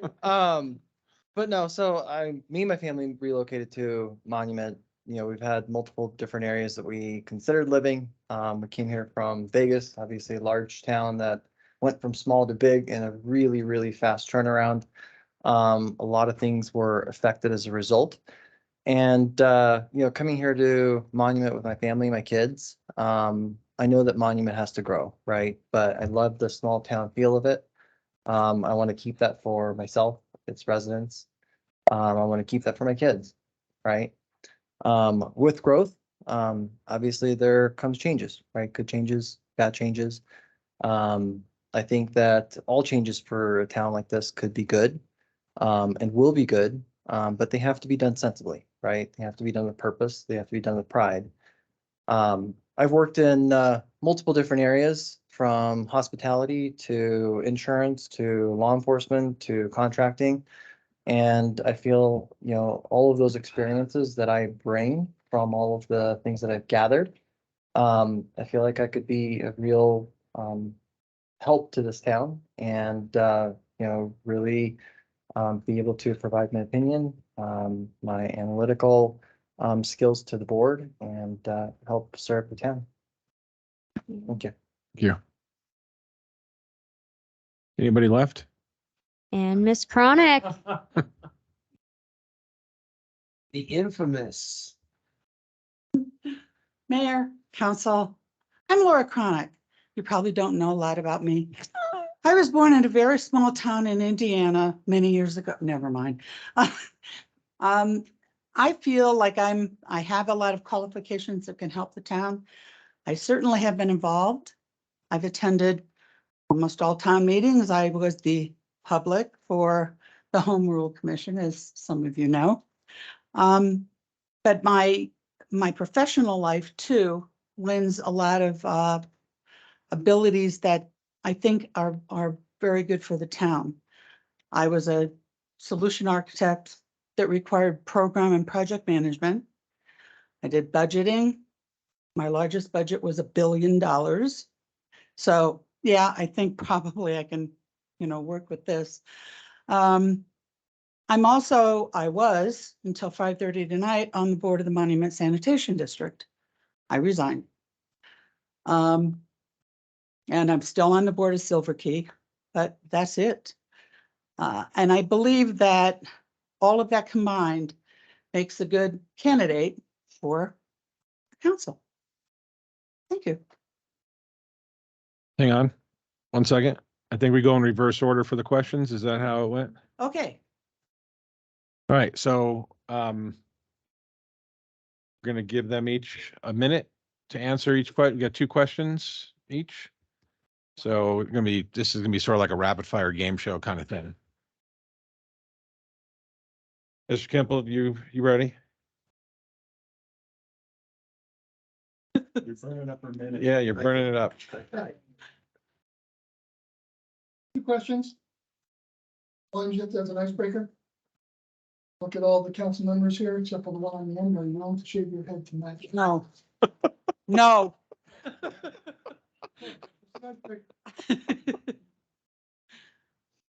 Serious question. Yes, sir. What would be your top 3 priorities for the community council if you responsible growth, water, and water.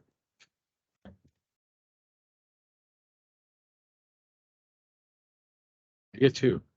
Make it good. Well, you were the public for a long time, so I can vouch for your interaction and I appreciate that. So you've given up a lot to sit up here. Excuse me? You're giving up a lot to sit up here Right. because you can't hide anymore. I'm ready. You're ready to do this? I've done it for years and it's time to stop listening and start doing. I appreciate that. You've been very involved in this town and thank you for that. Thank you. You're up. That's all I have. All right, my first question is, have you read the Home Rule Charter? Cover to cover to cover to cover. Well, I had to ask. Is that an icebreaker or was that your real question? No, that was, no, because I'm going to ask everybody, right? So, the second question is, because of things that have been said in the press and even here in town hall by people who have sat up here that no longer do you believe that the Home Rule Charter violates the U.S. Constitution? And No. if so, okay, then. You're go. Oh, I appreciate everything you've done and all the support and being an active citizen. I think you've been at every meeting that I can remember. Anyway, pretty much. What do you feel about the issues debated actually here earlier on what we had to postpone and everything? Give me your thoughts and views on any of that. I think frankly, it was a very intelligent, thoughtful, and very professional approach to issues that were not dealt with previously. But I think a lot of this goes way, way back. And I think correcting them today is not going to be easy, but it's got to be done. So I appreciate what happened today. I also appreciate the fact we have people sitting back there, and I appreciate the tenor of everybody here. Absolutely beautiful. Thank you. That's all I got. So you have been consistent. Thank you. I can't say that about everyone. How would you, if appointed, how would you handle a situation if a developer offered you funds? Oh, no. No, sorry. You have to have some integrity, and that, no, wouldn't happen. Thank you. Thank you. Okay, thank you. We are going on to Mr. Peak. He was second before.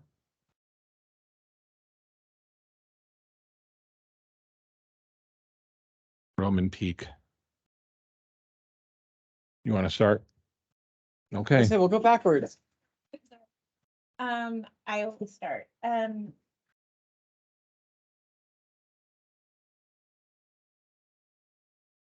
What three qualities do you feel a town council person should bring to the table? Honesty, integrity, trust the people of the community that you serve. Thank you. Go ahead. I'll ask you the same question that I asked Laura about what we were dealing with the development there on Beacon Light. What do you feel about that, and how would you chip in about it on all we talked about? Well, I mean, I think that's the whole point of a home rule charter, right? Is that the community has the ability to weigh in and be able to speak up. And I think that's where ultimately where you guys are making the decision that, hey, we need more information or maybe we need changes. The home rule charter allows for that to happen. It allows for sensible changes to, be adopted as needed. And I think that's ultimately, hopefully that answers your question, but I agree with the decisions ultimately that were made to postpone and ultimately, have the applicant come back. Okay, thank you. So You've read the Home Rule Charter. Yes, sir. Okay.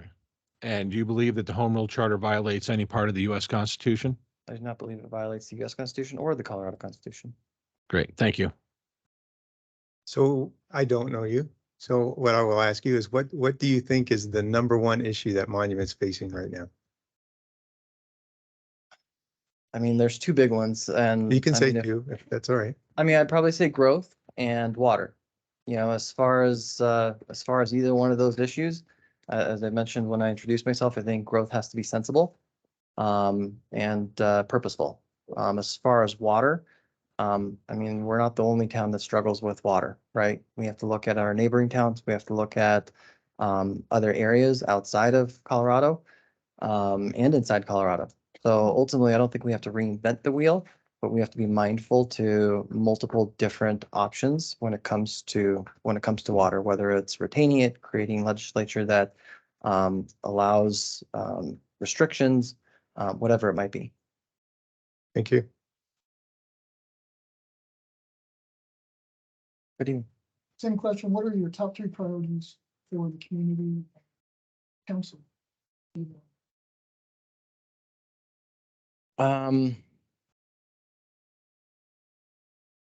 I mean, obviously sensible growth would be one. Being able to give something back to the community. And then just doing something good for not only myself and my family, but also for the town of Monument.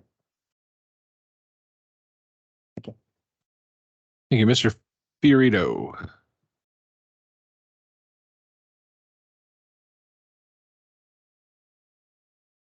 I was gonna ask that question. It's already. Oh, wow. Go ahead. I think you used your question up already. Yeah. What are your top three priorities for the community and council if you are appointed? Okay, so for me, the first one is easy. It's water, right? Said before, there needs to be a sense of urgency in developing a diversified renewable water portfolio. So, and by diversified, I mean it needs to the renewable water needs to come not just from the Arkansas, but also from the Colorado Valley. Case in point, the latest snowpack said there's 84% in the Arkansas Valley, but it's 138% in the Colorado Valley. Okay, so that's why you want diversified. Second one is road infrastructure. We need to improve that quickly. Jackson Creek being one of them, Beacon Light being another one. And it has to be done in a sensible way, meaning fiscally appropriate and proper. And then finally, the third one, which I think you folks are doing already, which is greater discussion. That's yeah, sorry. My bad. Yeah, it's okay. Just you're only getting a minute. Oh, right. Right. It takes him more than a minute. I already know. I got it. So I'm not going to ask what your number one priority is, but what you just stated is very expensive. Do you have any ideas how to get the money? Yes. So there's several different ways. The obvious one is bonding, right? And because that allows the current residents and commercial entities, but future commercial and residents to pay for the town improvements. The second one is IGAs. That's how Baptist was brought out to 4 lanes. It was an agreement between Town and Monument and El Paso County. And then third, I would say through grants and other programs that the state of Colorado provides. That's a significant portion that allows you to tap into funds. Thank you. Same question. Did you read the Home Rule Charter? I did. And do you believe any part of it violates the U.S. Constitution? No. Okay, thank you. That's so. I know you're, and thank you for serving in Triview. And I know you've done a good job over there. Before us soon is going to be a couple renewable opportunities. This is public information. One's the Loop and one's NDS. Mhm. I know that you have a lot of, background and a lot of efforts that you've done in Triview and friends in Triview and whatnot. Would you be able to be objective as to what is best for the town of Monument without any biases toward Triview? Oh, yeah, absolutely. And I think if I can expound on that, we in the town have a rare opportunity that we can actually tap into both programs. And I think it's really an ideal situation that we're in, because one is going to be active next year, and another one is going to be active hopefully in the near future. So 2 is 1, 1 is none. So I say we tap into both. Why not? Well, there's a lot of costs involved in that, but okay, yeah. And then my other question that I ask everybody is with what we discussed tonight with the beacon light and business and everything. What would you have added to that, or what was your interpretation of all that? Well, I was really hoping for more yelling and screaming. I brought my pearls to clutch. No, I thought it was wonderful. I that's what is supposed to happen. And you know, that's exactly how, to me, a town council is supposed to behave. You put the brakes when you thought, well, this doesn't smell right, this doesn't look right. Let's put the brakes and reassess. That's what's supposed to happen. That's why the town council exists. Thank you. Yes, ma'am. Aside from your water knowledge, Mhm. what else do you bring to the table that will help us? Penchant for discussions. I tend to get verbose sometimes. I'm working on it. But I do like to learn. I'm a geek and dork, so I like to do a lot of research. I like to learn new things. And so if something is off, if there's something I don't understand, then I ask a lot of questions. In 8 years at Triview, we asked a lot of questions. And that's how you get educated. That's how you learn, is you ask questions. You're welcome. Okay, Is that it? that's it. Thank you, Mr. Gross.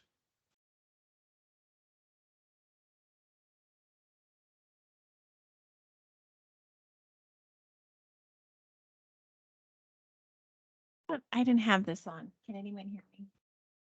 Yeah, it matters. If Late. people are, Give me 1 sec. Where do you see the town of Monument in the next 5 years? So Or how, as a better question? how do I see it Like in the how, next 5 years? in terms of growth, and how do you see it? So I definitely think we're going to grow. As we're in between 2 major metropolitan areas, growth is coming. Either we look at it and we do it in a way that grows in a way that we want it to grow, or it's going to run us over. So over the next 5 years, this is going to be an answer to one of your other questions, is I think one of the things we're going to get after is zoning. So that we can zone it right, so that everything that comes before us is not a unique situation. We get the zoning right so that it can move in a way that's acceptable to the community, to the board, and to the property owners that are looking to develop. So over the next 5 years, I see that being important, and we also need to get a handle on the water. That's the other big part. If we can address those 2 things, I think we'll be well on our way to being the small town with sustainable growth that we want it to be. thank you. Thank you. That's all I have. All right. Hello.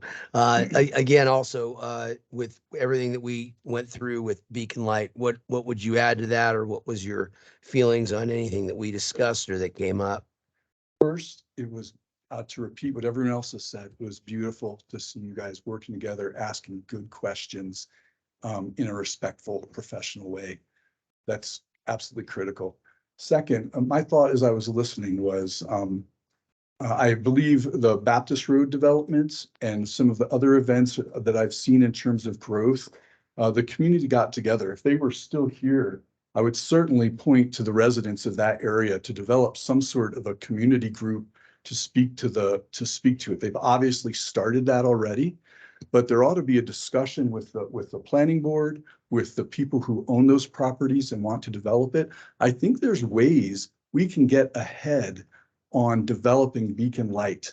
And I would love to explore that. And I think an important part of that, though, is the residents in that area and the business owners organizing and talking about what can go forward. Because obviously they have a right to develop, but there's a short-term problem of getting that road correct. So that's the one piece that I would probably encourage them to do. Thank you. Yeah. Same questions. Did you read the home rule charter? It's right here. Okay. And is there any section that you believe violates the US Constitution? No. Thank you. Okay, I'll ask you, what is your number one issue with Monument right now? Zoning. We saw it today. We need to get the zoning right. So I think if we can get that zoning right, a lot of this churn will be solved because we can look at each other and say it's zoned properly, it's meeting the need. And I don't know whether it's an additional zone, and I don't know how that works in terms of a light industrial and a medium light industrial. So I think the zoning and probably determining where we want to develop. I think we don't have the money and the resources for everything simultaneously. So maybe there needs to be some focus areas, and I would want to look at that. So that would be number one. The second would be infrastructure, water being number one, but looking at that. The third would be working with the community.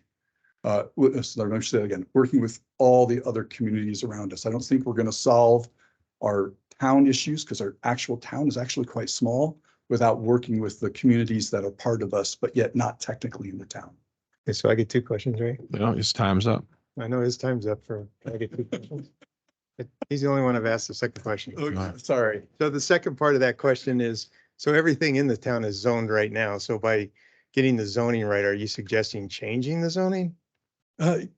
Yes, I think we need to look at it. I think we're already doing it. We saw it today.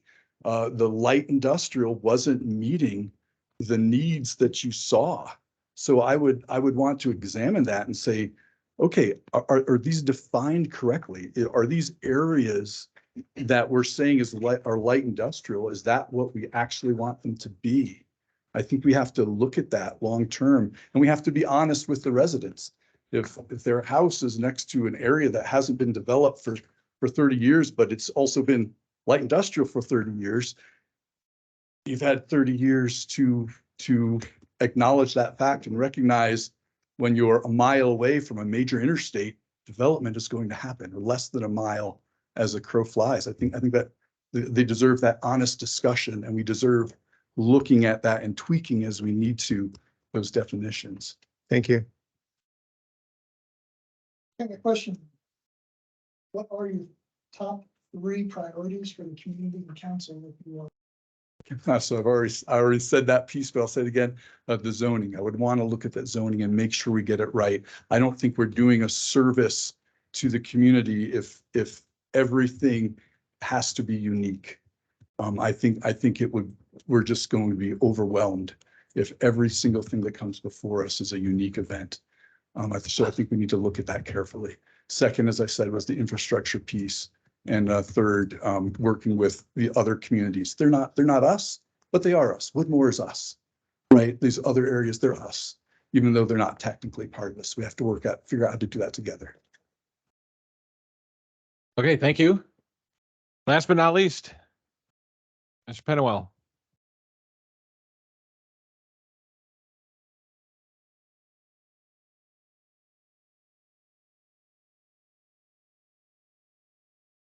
Great. Well, as far as the government goes, I'm kind of a nuts and bolts guy. Transportation has been my background. When I say, if you just say growth, I mean, to me, that's water and transportation, our roads, our infrastructure. I really like having lived in other cities, what's happened so far in Monument. I like the direction it's going. I would like to work closely with, I've done a lot of budgeting work and work closely with the employees as well, because the employees of this town are the infrastructure. I mean, I've seen them do snow removal, I've seen them do watering plants, everything else. And it's created a situation in Old Town that, every year that the parade's bigger, the concerts in the park are bigger, I think Saturday, you're gonna have to create a bigger area just for the farmer's market. A lot of people are coming here and they come here because they like this town. So I'm kind of, once again, more of the nuts and bolts guy. We are gonna have Thank you. growth, Thank you. no question. So I'll ask you the same thing. What do you think is the number one issue with the town right now? Well, before I came in here, I'd probably said the council. From what I've read, a lot of it. And I don't think that tonight. I really enjoy what I saw. It's very similar to what I saw quite often in Elbert County. I mean, even though there were only 3.